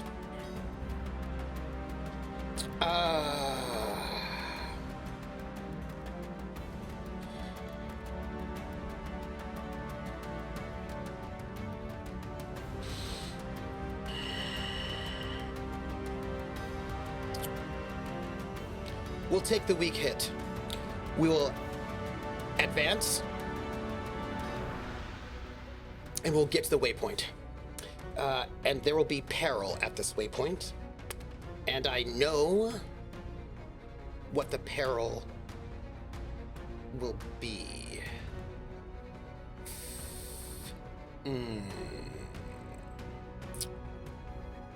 Okay. Okay.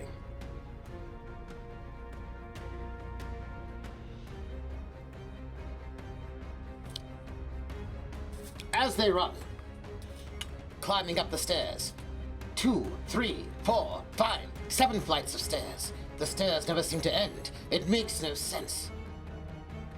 Always further, and behind them they hear Crash's mother. Come on now, come back down to breakfast. Come back down to breakfast, Crash. And they hear the footsteps of the automaton coming after them. Finally, Crash and Dalton make it up to the second floor after 10, 12, 15 flights of stairs. They rush down the hallway that seems ever longer, ever longer. It seems as if they'll never make it out. By the way, we're gonna have to roll. Part of our peril is to roll into all these clocks. It's gonna be a thing we're gonna have to do. See how it goes. How is the Baron Winter in terms of getting closer to escaping? Scavengers, they have arrived. And the Star Guard securing their location, closer. Okay. They make it to Crash's door. They open the door and tumble through into Crash's bedroom, but it is not a bedroom at all. It's a small, dark, dank room in the ship.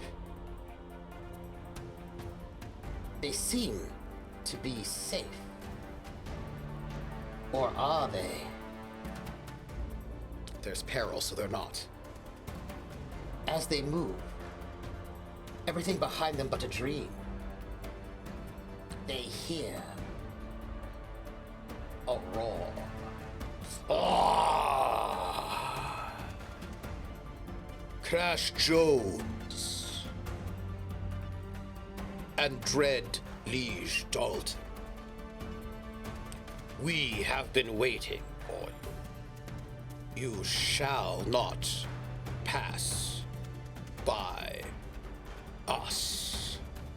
Ha ha ha ha ha ha! And before them stands 3 giant Aslan mercenaries. The Aslan who seem like lions or capybara. Large, full-maned, dangerous, bestial, barbaric, evil. They wish to take over the entire galaxy, conquering planet after planet. But these 3 compatriots of the Zodani Baron Severinus Winter stand before Crash Jones in the heart of the Vault of the Ancients. And with that, the Aslan attack! It's a battle, because that's going to be our peril. We've got. They've been waiting for us, right? And we're going to have to deal with that. They are dangerous. Yes, they're dangerous. Defeat the Aslan mercenaries.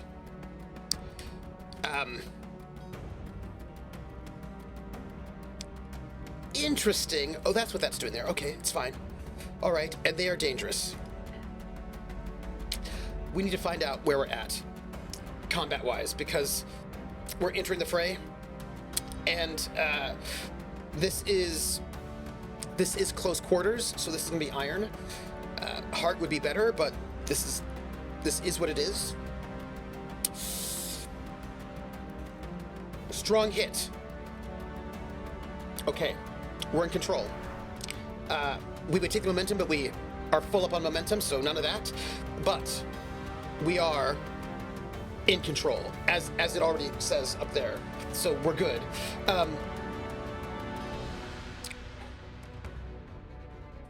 Like raging lions, the 3 Aslan mercenaries leap out of the shadows and grab a hold of Crash and Dalton Danvers.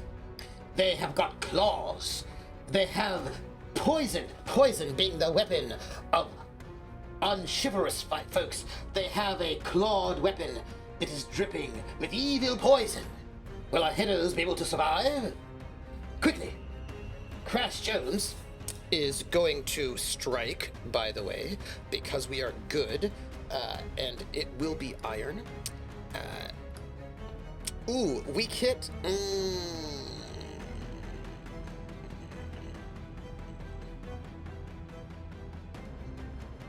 They do attack with pride.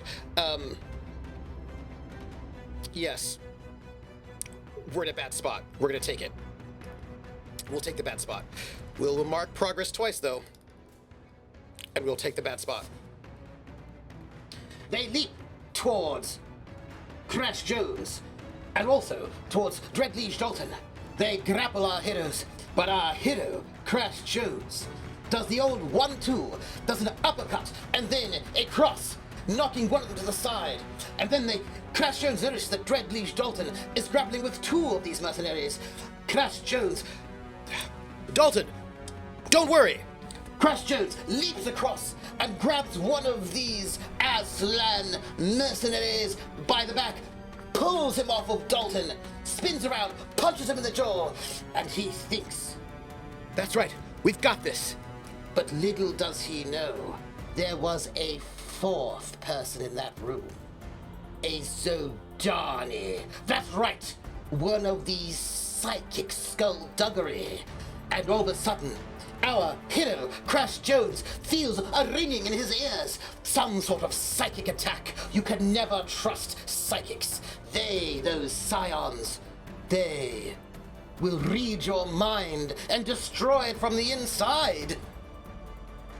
And there, Crash Jones, with ringing in his ears, voices from all around. What can he do? What can he do now? Oh no.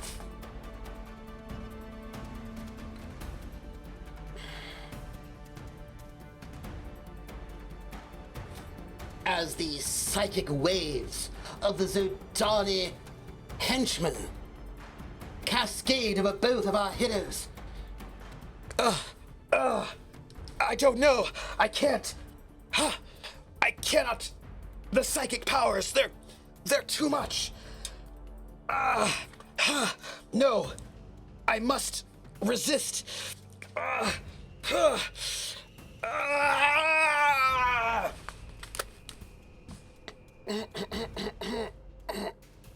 It's a clash. It's a clash. We're going at it. Yeah.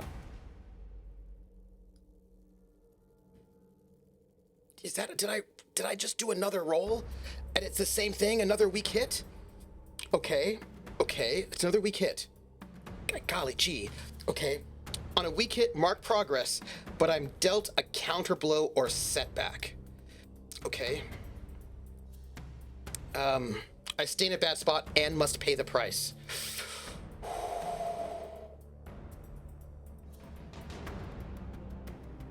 Okay. We are going to roll pay the price is what we're going to do. We're going to see what kind of terrible things this game wants to give us, because I think we should do that. Let's just roll the pay the price to find out what terrible things they give us. A friend, companion, or ally is in harm's way.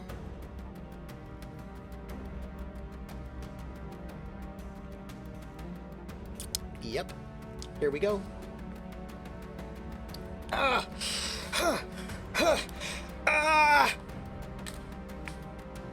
Placing his trusty goggles down below his eyes, Crash Jones takes that brief moment to shake the perfidious Zodani psychic powers out of his brain, lunges through the darkness and finds the Zodani traitor skulking about in the shadows and hits him in the jaw. 1-2, knocks him straight out, turns around, and there he sees that two of the Aslan mercenaries have grabbed Dreadliege Dalton, and they have got their special poison claws right at their jugular.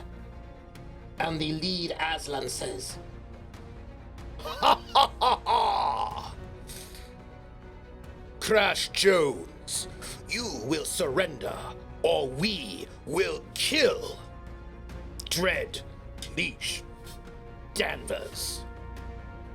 Give up, surrender, throw down all of your weapons, and you shall be ours, just as the entirety of the Trojan Reaches shall be ours. We, the Aslan, hire it. We command it. We order it. You are defeated.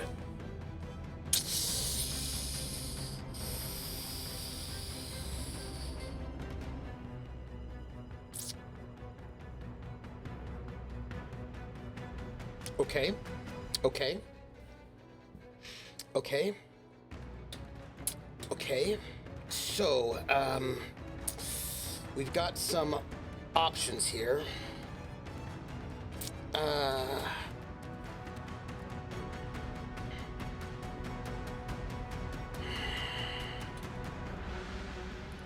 Face defeat? No, we do not face defeat. Take decisive action? No, it's not enough. Maybe it is. You know what? We only have a 6. It's bad. But I think we're in a bad spot.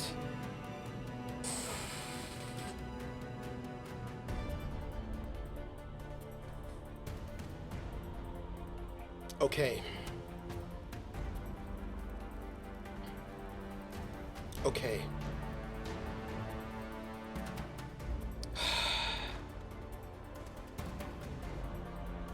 Our friend is in danger. If I don't surrender, they'll kill them.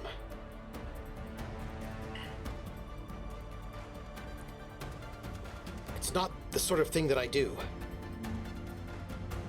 But, by the way, we cannot burn momentum on a progress move. So, that's a thing. I think there's only one thing I can do. I may not be able to get close enough. But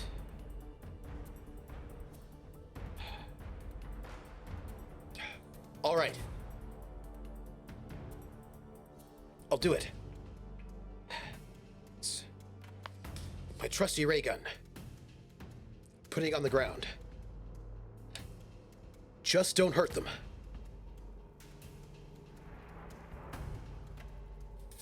As Crash Jones kneels down to place his trusty ray gun on the ground, he pulls out the Viridian Tonto that was given to him by Dreadliege Danvers. Dreadliege Danvers' own ceremonial blade. And in a flash, Crash Jones flings it across the room at the Aslan who's holding, the left Aslan who's holding Dreadliege Danvers.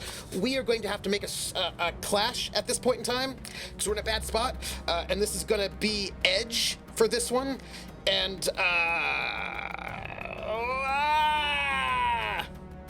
strong hit. Ah! Okay.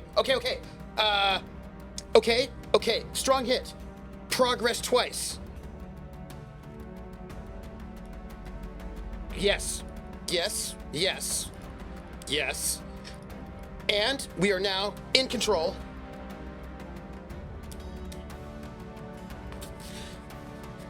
Crash Jones flings the Viridian Tonto and it sails across the room, impaling the first Aslan mercenary straight in the chest.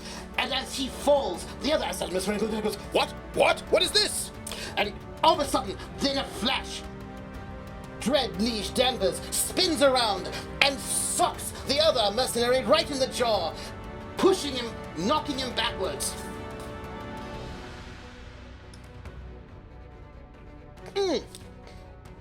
There leaves only one Aslan mercenary left.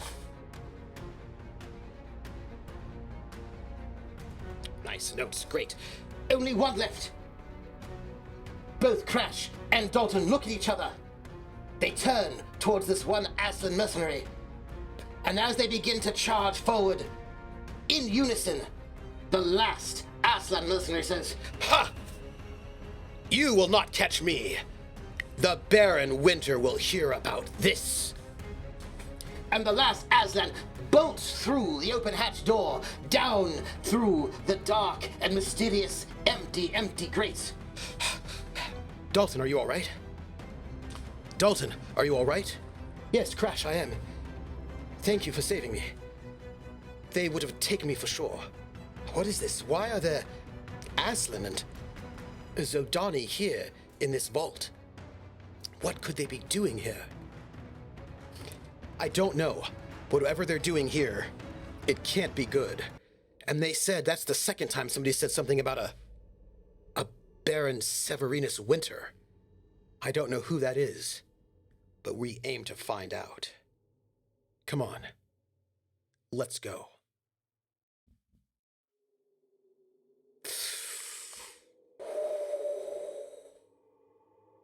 Okay. We have succeeded in defeating those mercenaries, which I'm very excited about. Decisively. We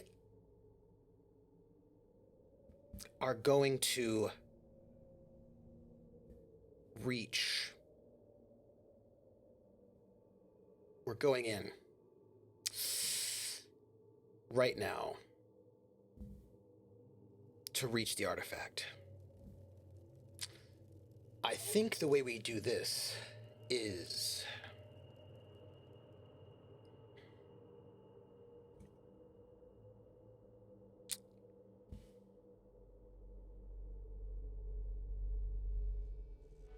one more. I like to roll on 10s. We could go with an 8, but I think we go one more.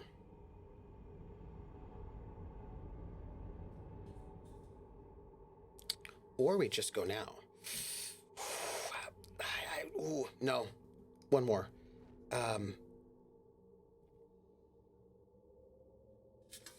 Quick! Don't let them escape! Go on the speed, chasing after them.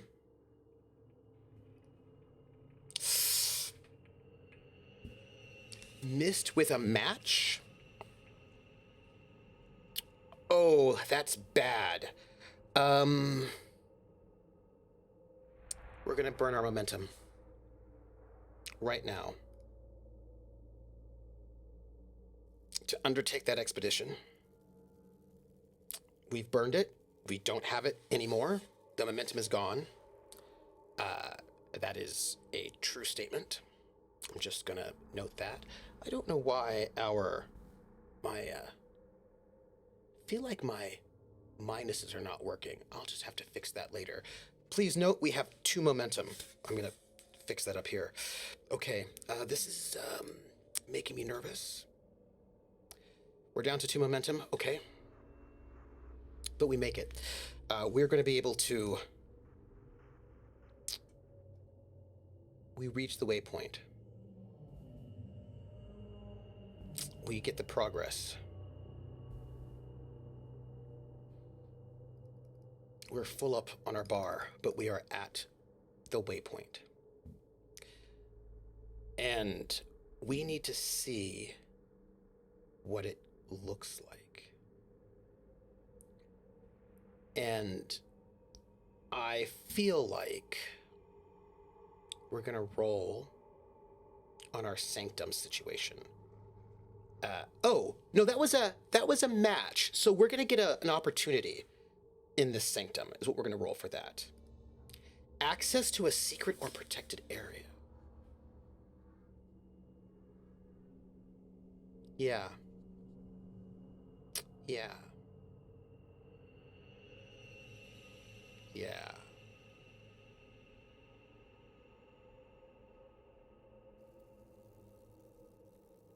As Crash and Dalton chase after the fleeing Aslan mercenary. Left, right, up and down, through corridors that twist and turn. Sometimes they're running normally, sometimes they seem to be running upside down. The whole place is strange and riddled with the strange viridian ore coursing through the entire ship-like veins. Deeper and deeper into the earth they go as they head towards the heart of this ship itself. Quickly, they notice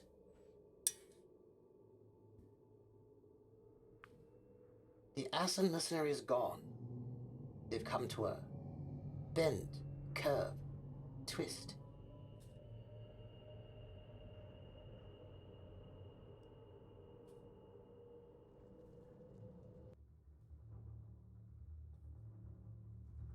Where could he have gone? gotta be somewhere.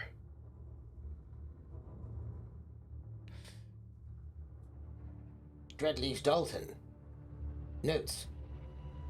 Crash, look. There. The doorway. It says, to the engine room. I suspect this is the heart of this ancient vault. I think you're right. I suppose that way will lead us right there to the heart.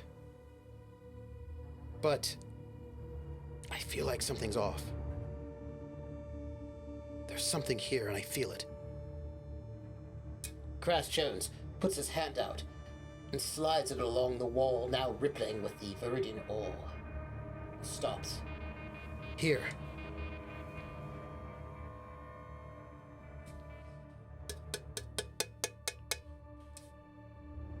There's a door. Crash wipes off the wall and sees the words, Captain's Quarters. This is the hatch, the captain's quarters. I don't know where it goes, but I think this is important too. Do we look? Or do we leave? I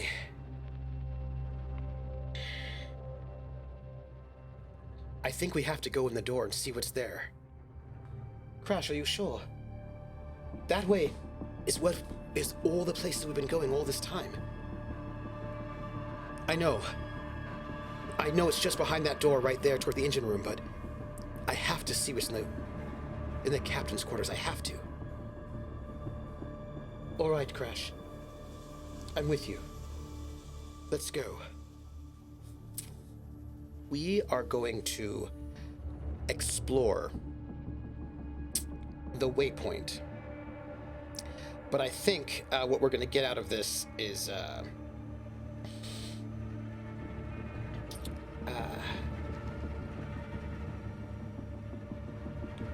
okay. It's wits. We're not great in wits, and we don't have a lot, but Dalton Danvers is a scout, so we're going to get a +1. And we're going to roll it. The two peel open the door and step inside what should be the captain's quarters. Oh, that's a miss. Oh, no. We rolled terribly. Oh.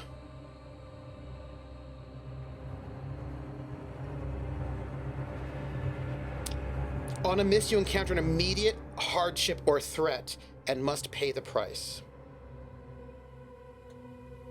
On a miss with a match, you may instead confront chaos.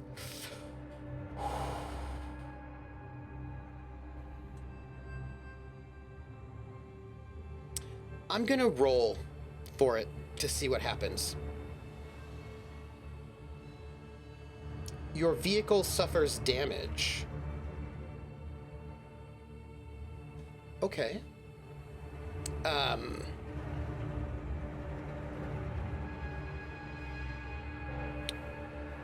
Okay.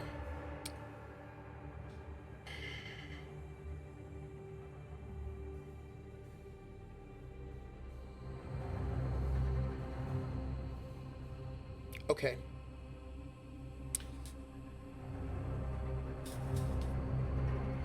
It's not our vehicle, but... Yes, Prax, that's exactly what happens. We fall through the rotted hull plating. Absolutely. Prax, we're psychic. Crash Jones steps forward into the darkened captain's quarters, noting a bunk, a desk, a book with his name on it. As Crash steps forward to reach the book, he hears Dalton behind him saying, Crash, be careful. It might be... and then there's a sudden crash as Crash Jones' foot steps upon the rotted hull plating, riddled by viridian ore, and he plummets into the darkness, falling, into nothingness. He hears only Crash! far, far in the distance, and then all is darkness.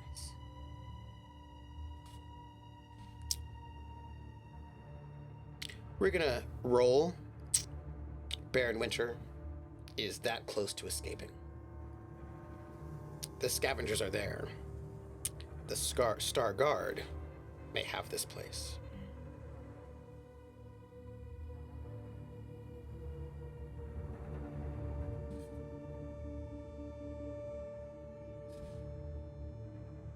Crash Jones does not know how long he lay in the darkness.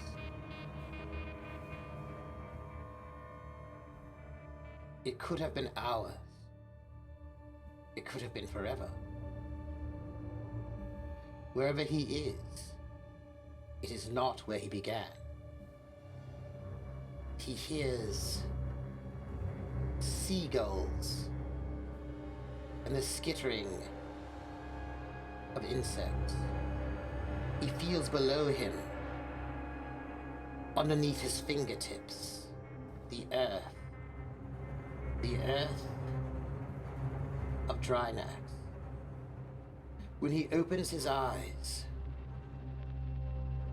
he is surrounded by viridian ore in the rock around him. He seems to be in some sort of viridian mine, but it is hot now, no longer cold. It's sweltering. He himself. I think I need to take some harm for this one, is what I think. For that fall, we're gonna take him down to 1 health, is what we're gonna do. And we are gonna try to roll to endure that harm with iron, which, we got. Strong hit.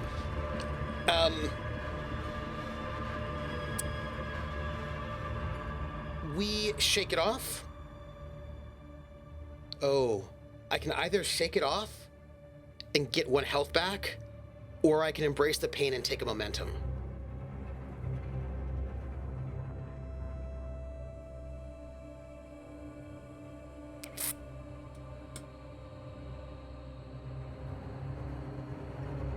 We are going to,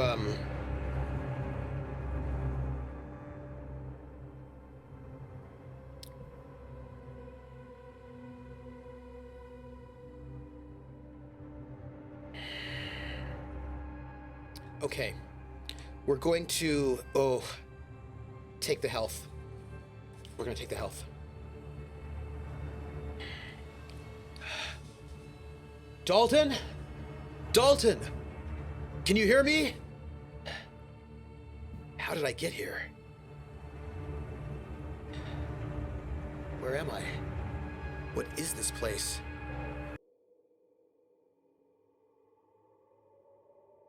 How do I get back out?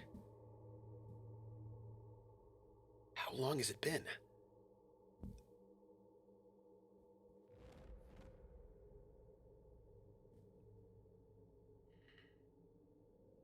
Got to get out of here. Okay. I could climb back up. That'll be just what I have to do. Okay. I'm gonna need a pole. Something like that. All right. We are going to try and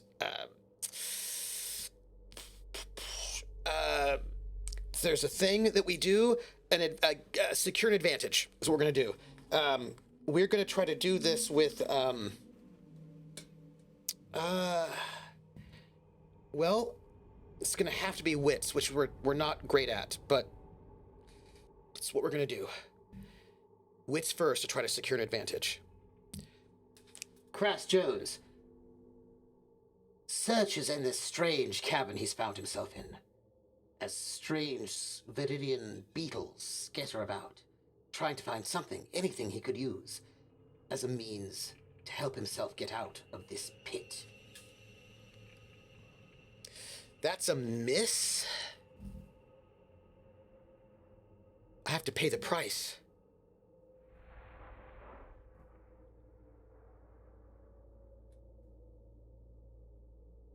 Well, we're going to roll. We're going to roll on our clocks. It's going to be one of the things we're going to do for paying the price. There's one thing we're going to do.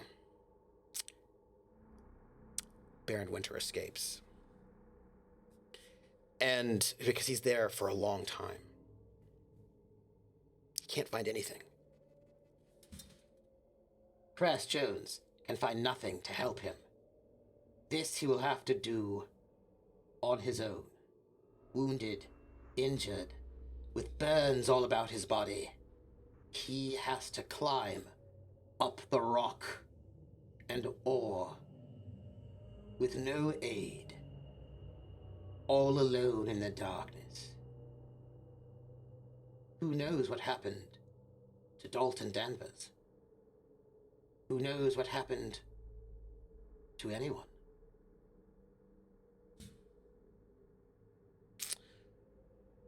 We're going to face danger.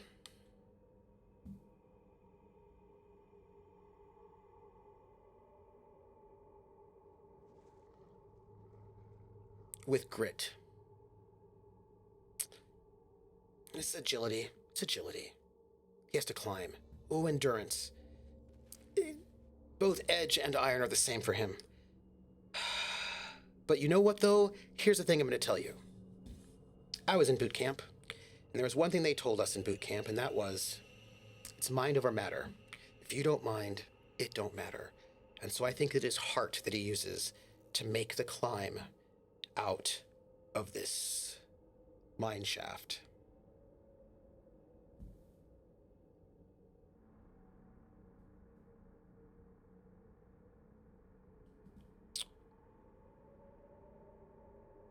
A miss. A miss.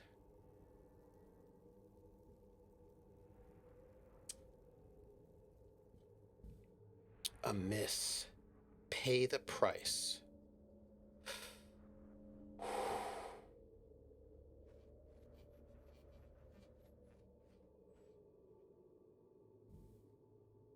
Y'all. We're going to roll for it. We're going to see what they say for paying the price. A new enemy is revealed.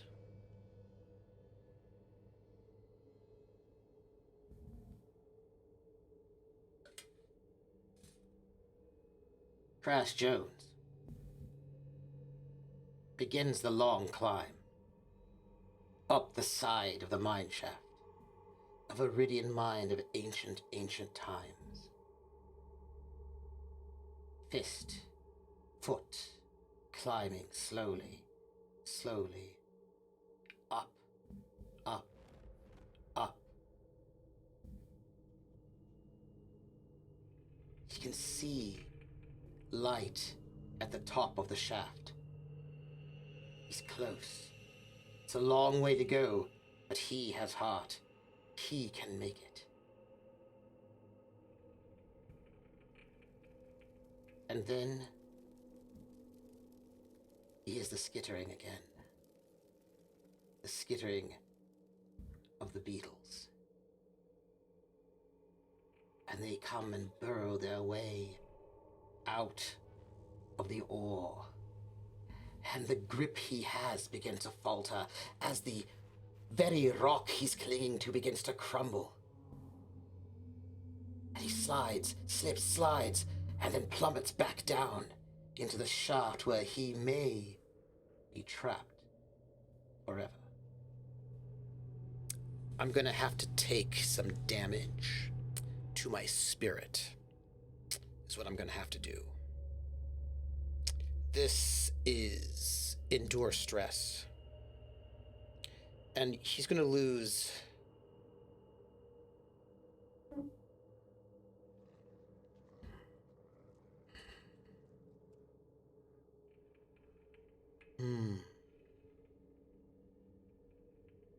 Two spirit.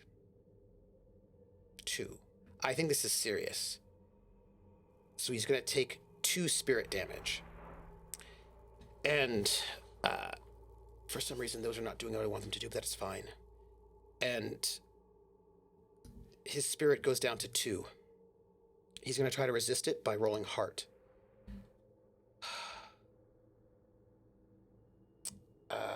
He does not. He does not. Because I rolled that, right? I did. On a miss, it's worse than I thought. An additional loss of spirit or lose momentum.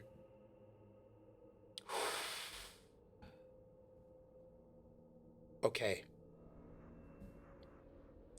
We will lose momentum. Our momentum is now 0. Everyone, Crash Jones.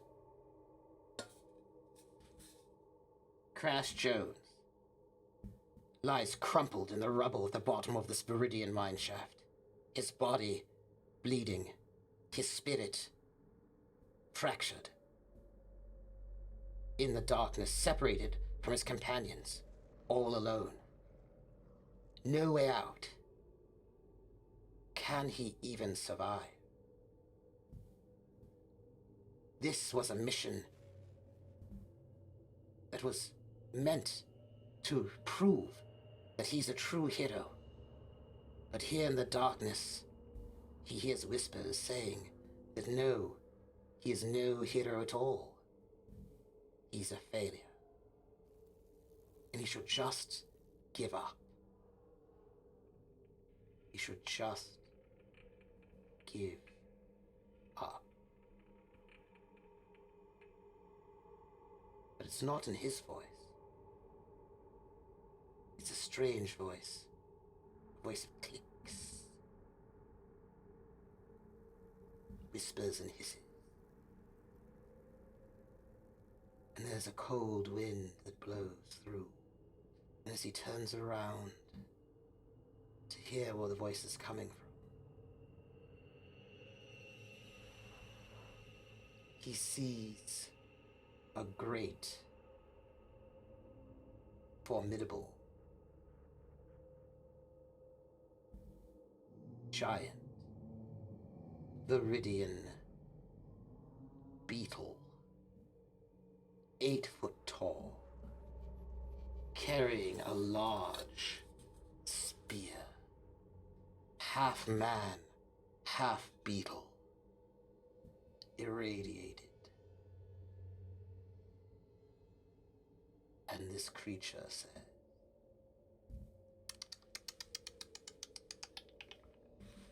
"This is my place, and you will never leave."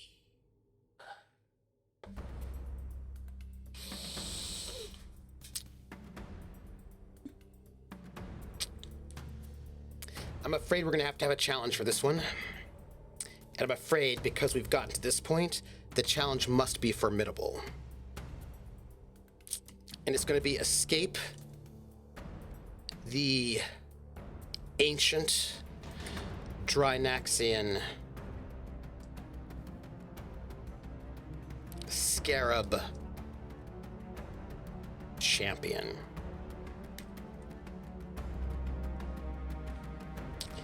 And it's formidable.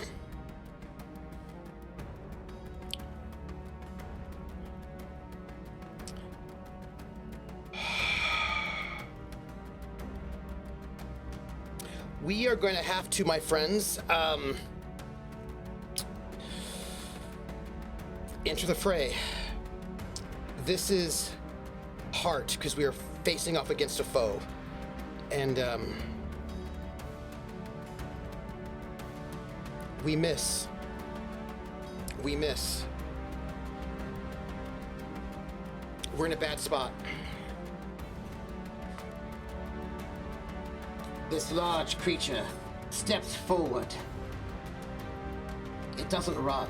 It doesn't rush. It just steps forward towards our hero, who scrambles up onto his feet. And the beetle reaches out a hand and says, Give up.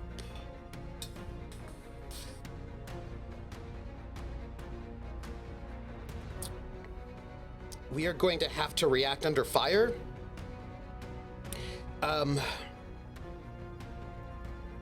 We have to remain stalwart because it's a psychic attack. This is going to be hard. And it's a miss. Why? Okay. On a miss, the situation worsens. We must pay the price. Okay. Okay. The worst thing happens, or we get the oracle, or we roll that chart. Okay. We're going to pay the price. Your equipment or vehicle malfunctions. Okay.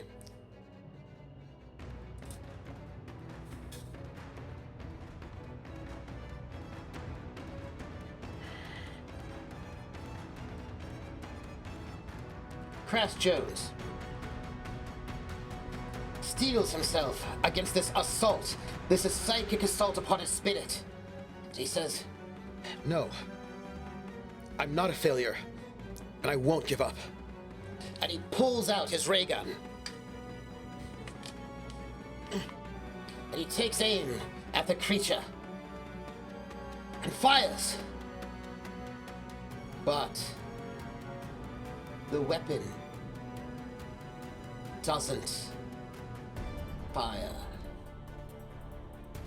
The crystals that power the ray gun are shattered.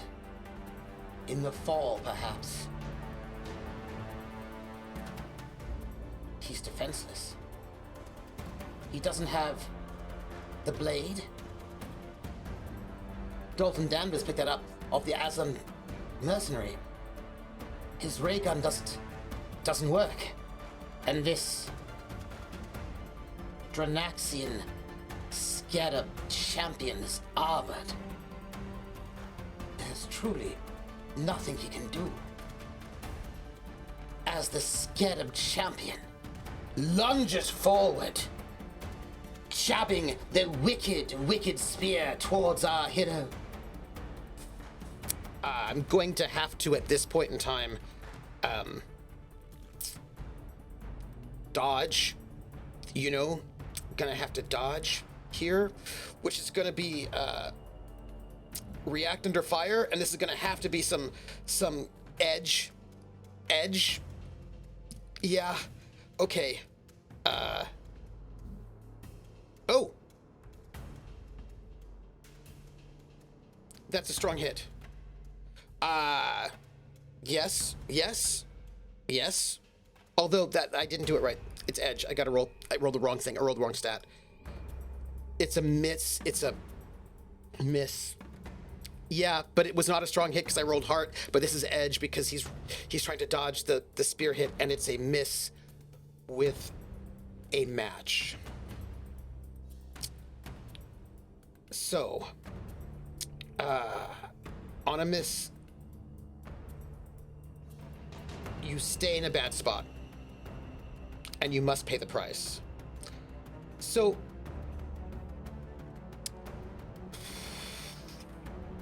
we're gonna have to take damage, is what's gonna have to happen.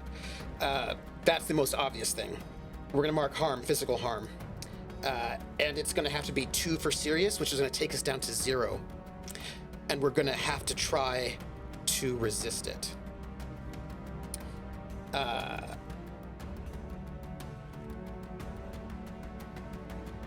Yeah, I'm glad we took that HP too. Okay, so we're gonna try to resist, and we're gonna resist with iron.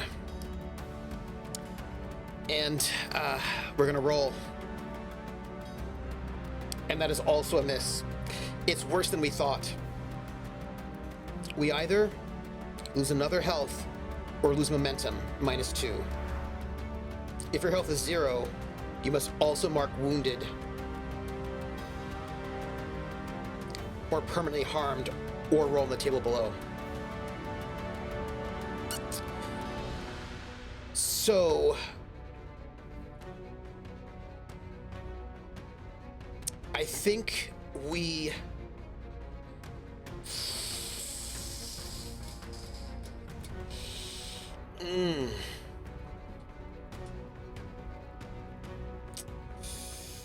okay. This is what we're gonna do. Phase death is a mechanic. I think we lose the momentum rather than taking the health hit, so that we don't have to do that yet. Our momentum is now -2.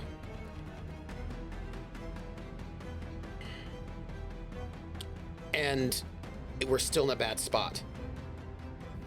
As the Viridian Scarab swings his blade, catching Crash across the chest, who starts bleeding, crawling away.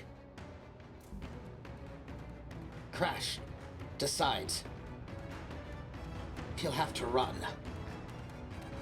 And quickly he tears down, or tries to, the tunnels of this mineshaft. This is gonna be edge, y'all. And we're gonna have to try to react under fire. Give me something. It's a miss. Why is this happening? Okay, on a miss, it's worse. Okay, the worst thing I can think can happen is that Crash runs left, right, running, twisting through the labyrinth of this labyrinth. He thinks he might be able to escape, and then he comes upon a dead end. There is no escape. He turns around, and there is the Scarab champion advancing upon him. He'll have to fight. Bleeding, dispirited. He has almost nothing left. Who knows where his allies are? And in that moment, the creature reaches forth with its psychic powers and begins to demoralize our hero again.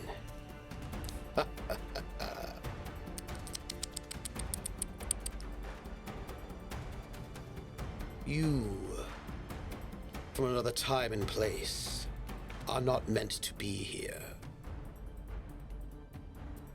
And you will not be here any longer.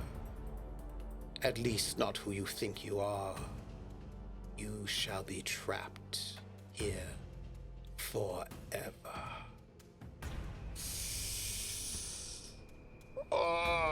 We are gonna have to react under fire. Yeah, we have to do that. We have to react under fire to try to remain stalwart against this psychic blow.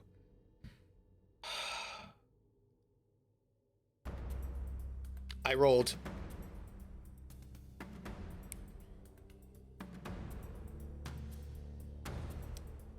A miss with a matched miss. That's gonna be 2 to his spirit. Is what that's gonna be. And he's gonna have to try to endure the stress. He's gonna try to resist with heart as the waves of psychic negative energy wash over him. And it's a miss. He loses 2 more momentum. His momentum is -4. He has no spirit. He has no health. He's at -4 momentum. And this creature laughs. You are mine.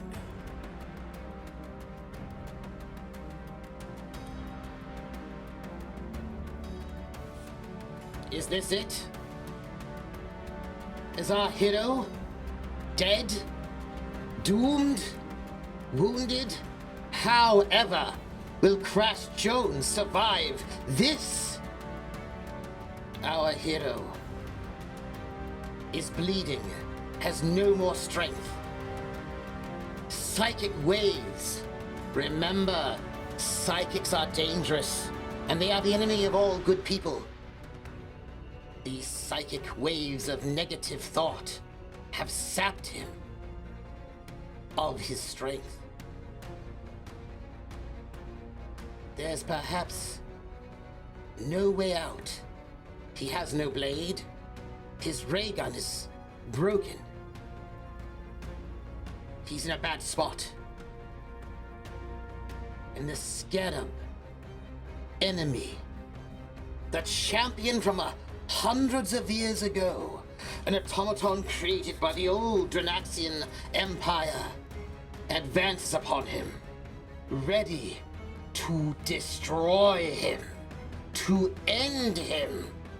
Our hero has perhaps nothing left.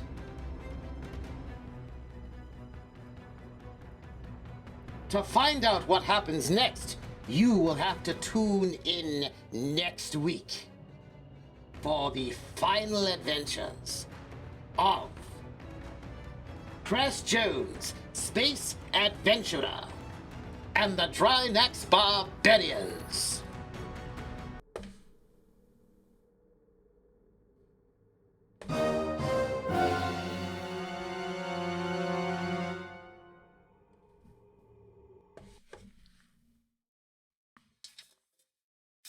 That's right.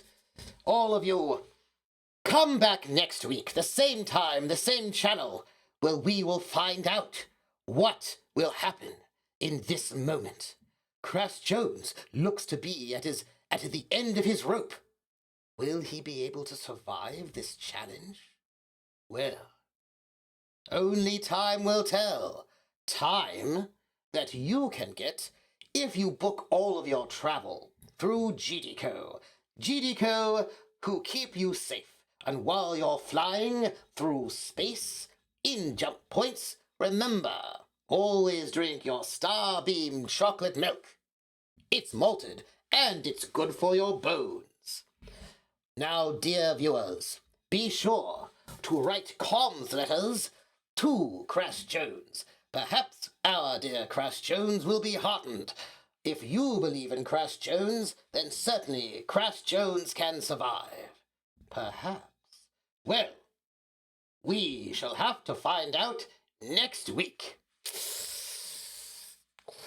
Normally I would fight to keep going, but I think you need to wait till the digital dice rest and become uncursed. Here's the thing. This is like, hey, Auditus, first up, thank you so much. We're in trouble, but we have a move. And that move is not endure harm. It is end the session. And we're gonna do that. Here, where are we? End the session. Oh my goodness. Okay. When you end a significant session, here, let's come over here. Yeah, we did reflect on the events of the game and identify any missed opportunities to mark progress. If we strengthen ties to connection, develop our relationship. How many misses in a row? All of them. It was brutal. I do think that we did strengthen our connection to Dalton, but that's a thing. Oh, my friend. Let's see. Strengthen a connection. We developed a relationship, but I think if we're already bonded, which we are, we don't make progress. Instead, we roll their rank to learn the impact on my legacy. Oh, what does this mean? Hey, we've got a new thing. Okay, let's see. So, I do believe that we leverage their help in desperate circumstances, right? We have this profound moment. So, we certainly develop a relationship with the Dread Liege Dalton Danvers. And it says, roll their rank to learn the impact on your legacy. And troublesome is, they are dangerous. We get a +2. So let's find out what happens. Their rank is, oh, it's 2. Okay, so we get a +2. and we're gonna roll it and see what happens.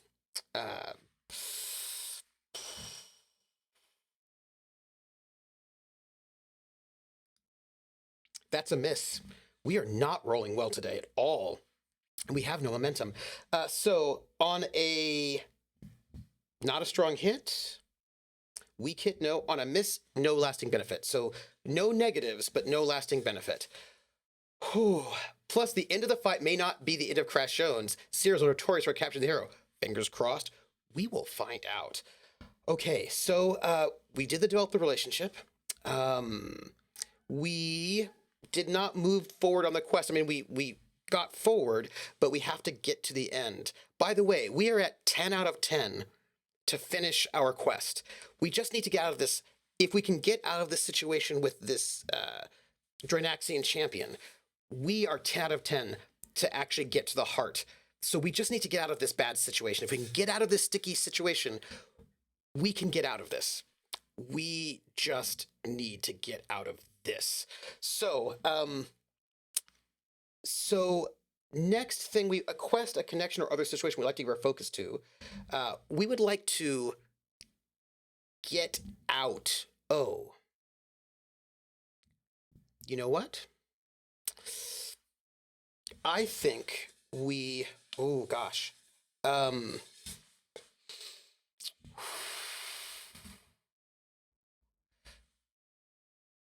I think we're going to want to focus on... If we do this, we get one momentum, which...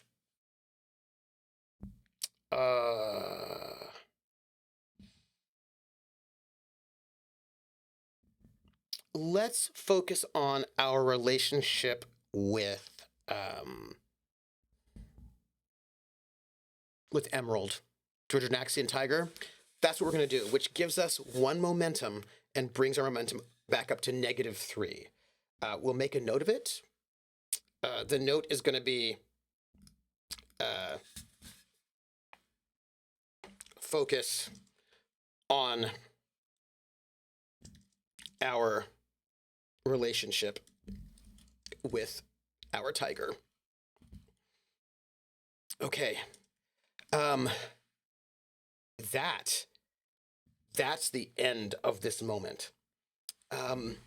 We are at 0 health, 0 spirit, -3 momentum. Our ray gun is broken. We no longer have the blade. We are trapped, so we cannot escape this labyrinth. And there's a Drinaxian scarab champion automaton with psychic powers advancing upon us. Things look bad. Things look very bad. However, and I will note, we cannot use our starship asset because it's far away. We cannot use our ace asset because we are not in a vehicle. We have a ship's computer who cannot help us because we are far away from our ship. We have only one asset which might be able to help us. But that we'll have to find out next week. Next week. Everyone. Oh, Drinaxian's dragon. We'll just note that. So, everyone, I want to thank you all for being here with me in this moment. I've got to figure out what's going on with my my little overlay numbers because they're not giving me the things that I want. It's not giving me the things that I want. But I don't know about you, but I am like, oh, what are we gonna do? What's gonna happen? What's gonna happen next week? Oh my goodness. So I want to thank every single one of you for being here for this adventure. Next week is the 25th, right? So next week is the last episode of Crash Jones, Space Adventurer, and the Drinax Barbarians. We're finishing it next week. Utel Nayan says, I'm certain it's Perseverance, which we shall have to utilize as we wait for the next exciting episode. The 21st. No. Next Friday, it can't be the 21st, is it? Yeah, no. So, listen. Next week is the final episode of this serial. And the week after that, we're going to be coming back into to Traveler.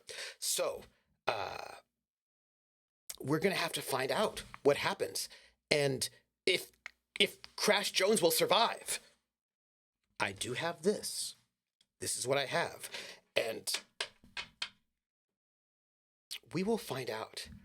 Listen, if we can make it through this formidable enemy, then we will be able to finish this quest. We'll be able to get to the heart of the vault. We just have to get through this champion. And I believe we can do it. And you want to know why? Because of Starbeam chocolate milk, which is malted. And also, it's good for your bones. Now I'm going to celebrate St. Patty, Ubering the Danger Noodles out of the Emerald Isle all the way to Drinax. Yes, and maybe we can get our friend to hang out with us and help. So, wow. Let me read whatever tips or bits that you all gave while I was being beaten up real badly by everything. We got in the last 2 bits. What do we get? We get there, and then so I'm just Willen donated 100 bits and says, oh no, that was already there. So new follow, thanks oddities, Oditeas. Willem TW donated 100 bits and says, oh, so many misses tonight. Only Starbeam milk, it's malted, can save our hero now. And I think that's true.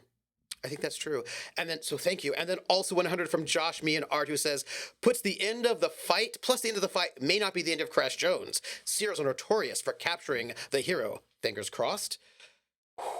Okay. Josh says, this is why the game says to be kind to yourself. It will do the beating up for you. Right. But now we're at the climax, right? Here we are at the climax, ready to be beaten up. But I've got a trick up my sleeve. You don't know what it says, but I do. I mean, maybe. Whew. And Volpa says, and some pics in Discord of Cthulhu Mommy just for you. Thanks. I love a good Cthulhu Mommy. Thank you all for those tips and bits. Thank you all for being here through this madness. And we're going to see what happens next week. Let me see. What have we got? Today's Friday. Tomorrow at 1 p.m. Eastern over at Balrog 1911, you can see me playing in Tales from the Brinkwood. That'll be a slightly longer session, I think 4 hours next on Saturday, but no The Outer Worlds in the morning because I've got the show. Sunday at 8 p.m. Eastern, I will be playing over at Praxagor the Smophorius channel, Witcher Roads Home. There's a siege. And Monday at 8:30 p.m. Eastern, over at Wandering DM's channel, I will be playing Montreal by Night, where things are bad. And also, I've got to ask Simon to let me make a frenzy check because I think that would happen. And then, of course, Wednesday, 8:30 p.m., you can find me over at High Shelf Collective for Cyberpunk Red. And then that's what we got going on, everybody. And I want to especially thank our sponsors. We have a special sponsor tier on Patreon, which is $200, which will pay for a cast of 4, and that is our regular Traveler cast. And if you make that, you get a special ad for me, which you heard during our break, and also you get a special bit of the credits. So I want to shout out our special and a shout out. I want to shout out our patrons. I want to shout out Willem TW, who takes the notes and has been a great supporter for ages and ages. KY Hawkeye, who runs an amazing wrestling stream on Wednesdays. KY Hawkeye. You should definitely check that out because it's really good. He does the commentary, and it's very good. And I want to thank Aneo and Amoeba, who I have played board games with for years and is amazing.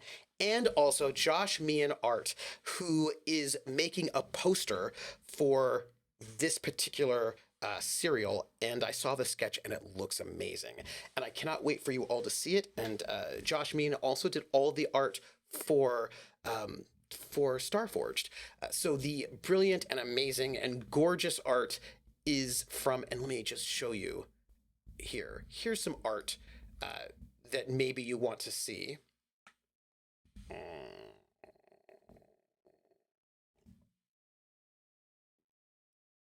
Yeah, look at that. Look at that art. It is so gorgeous. Josh Meehan did all of that art, and so is one of the creators of this game. And you should definitely check out that game, which you can get at for free. Actually, you can get the regular Ironsworn for free at ironswornrpg.com, and that's them. And we have been through it, and so I am waiting for the finale. And hopefully the pants will arrive in time for the finale. I hope so too. But because I promised, let's do a raid. And who is currently up? Let's do a raid for raid. Hey, you know what?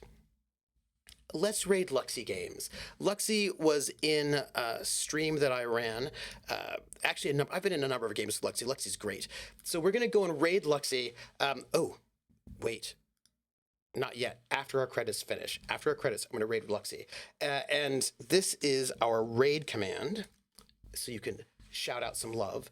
And I want to thank each and every one of you for being here. And look, it's going to be really intense. And I can't wait for next week. This is the moment, right? This is the big climax when everything looks the worst. If we can get through this. Win? Otherwise, well, we'll find out. Much love to each and every one of you. And I will catch you all on the flip side. After the credits, we'll do the raid. Bye, everybody.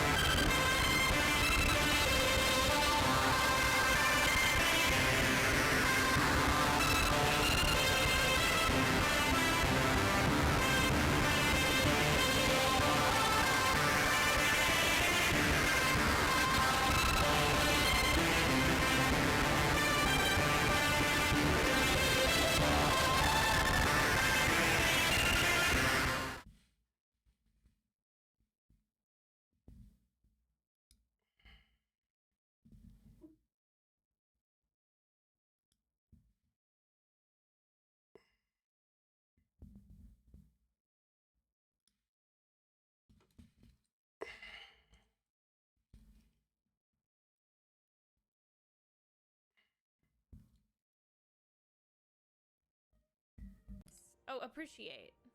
I'm gonna continue. I don't appreciate this. It needs to be better. But next time I'll appreciate it more. C'est ne pas une raid.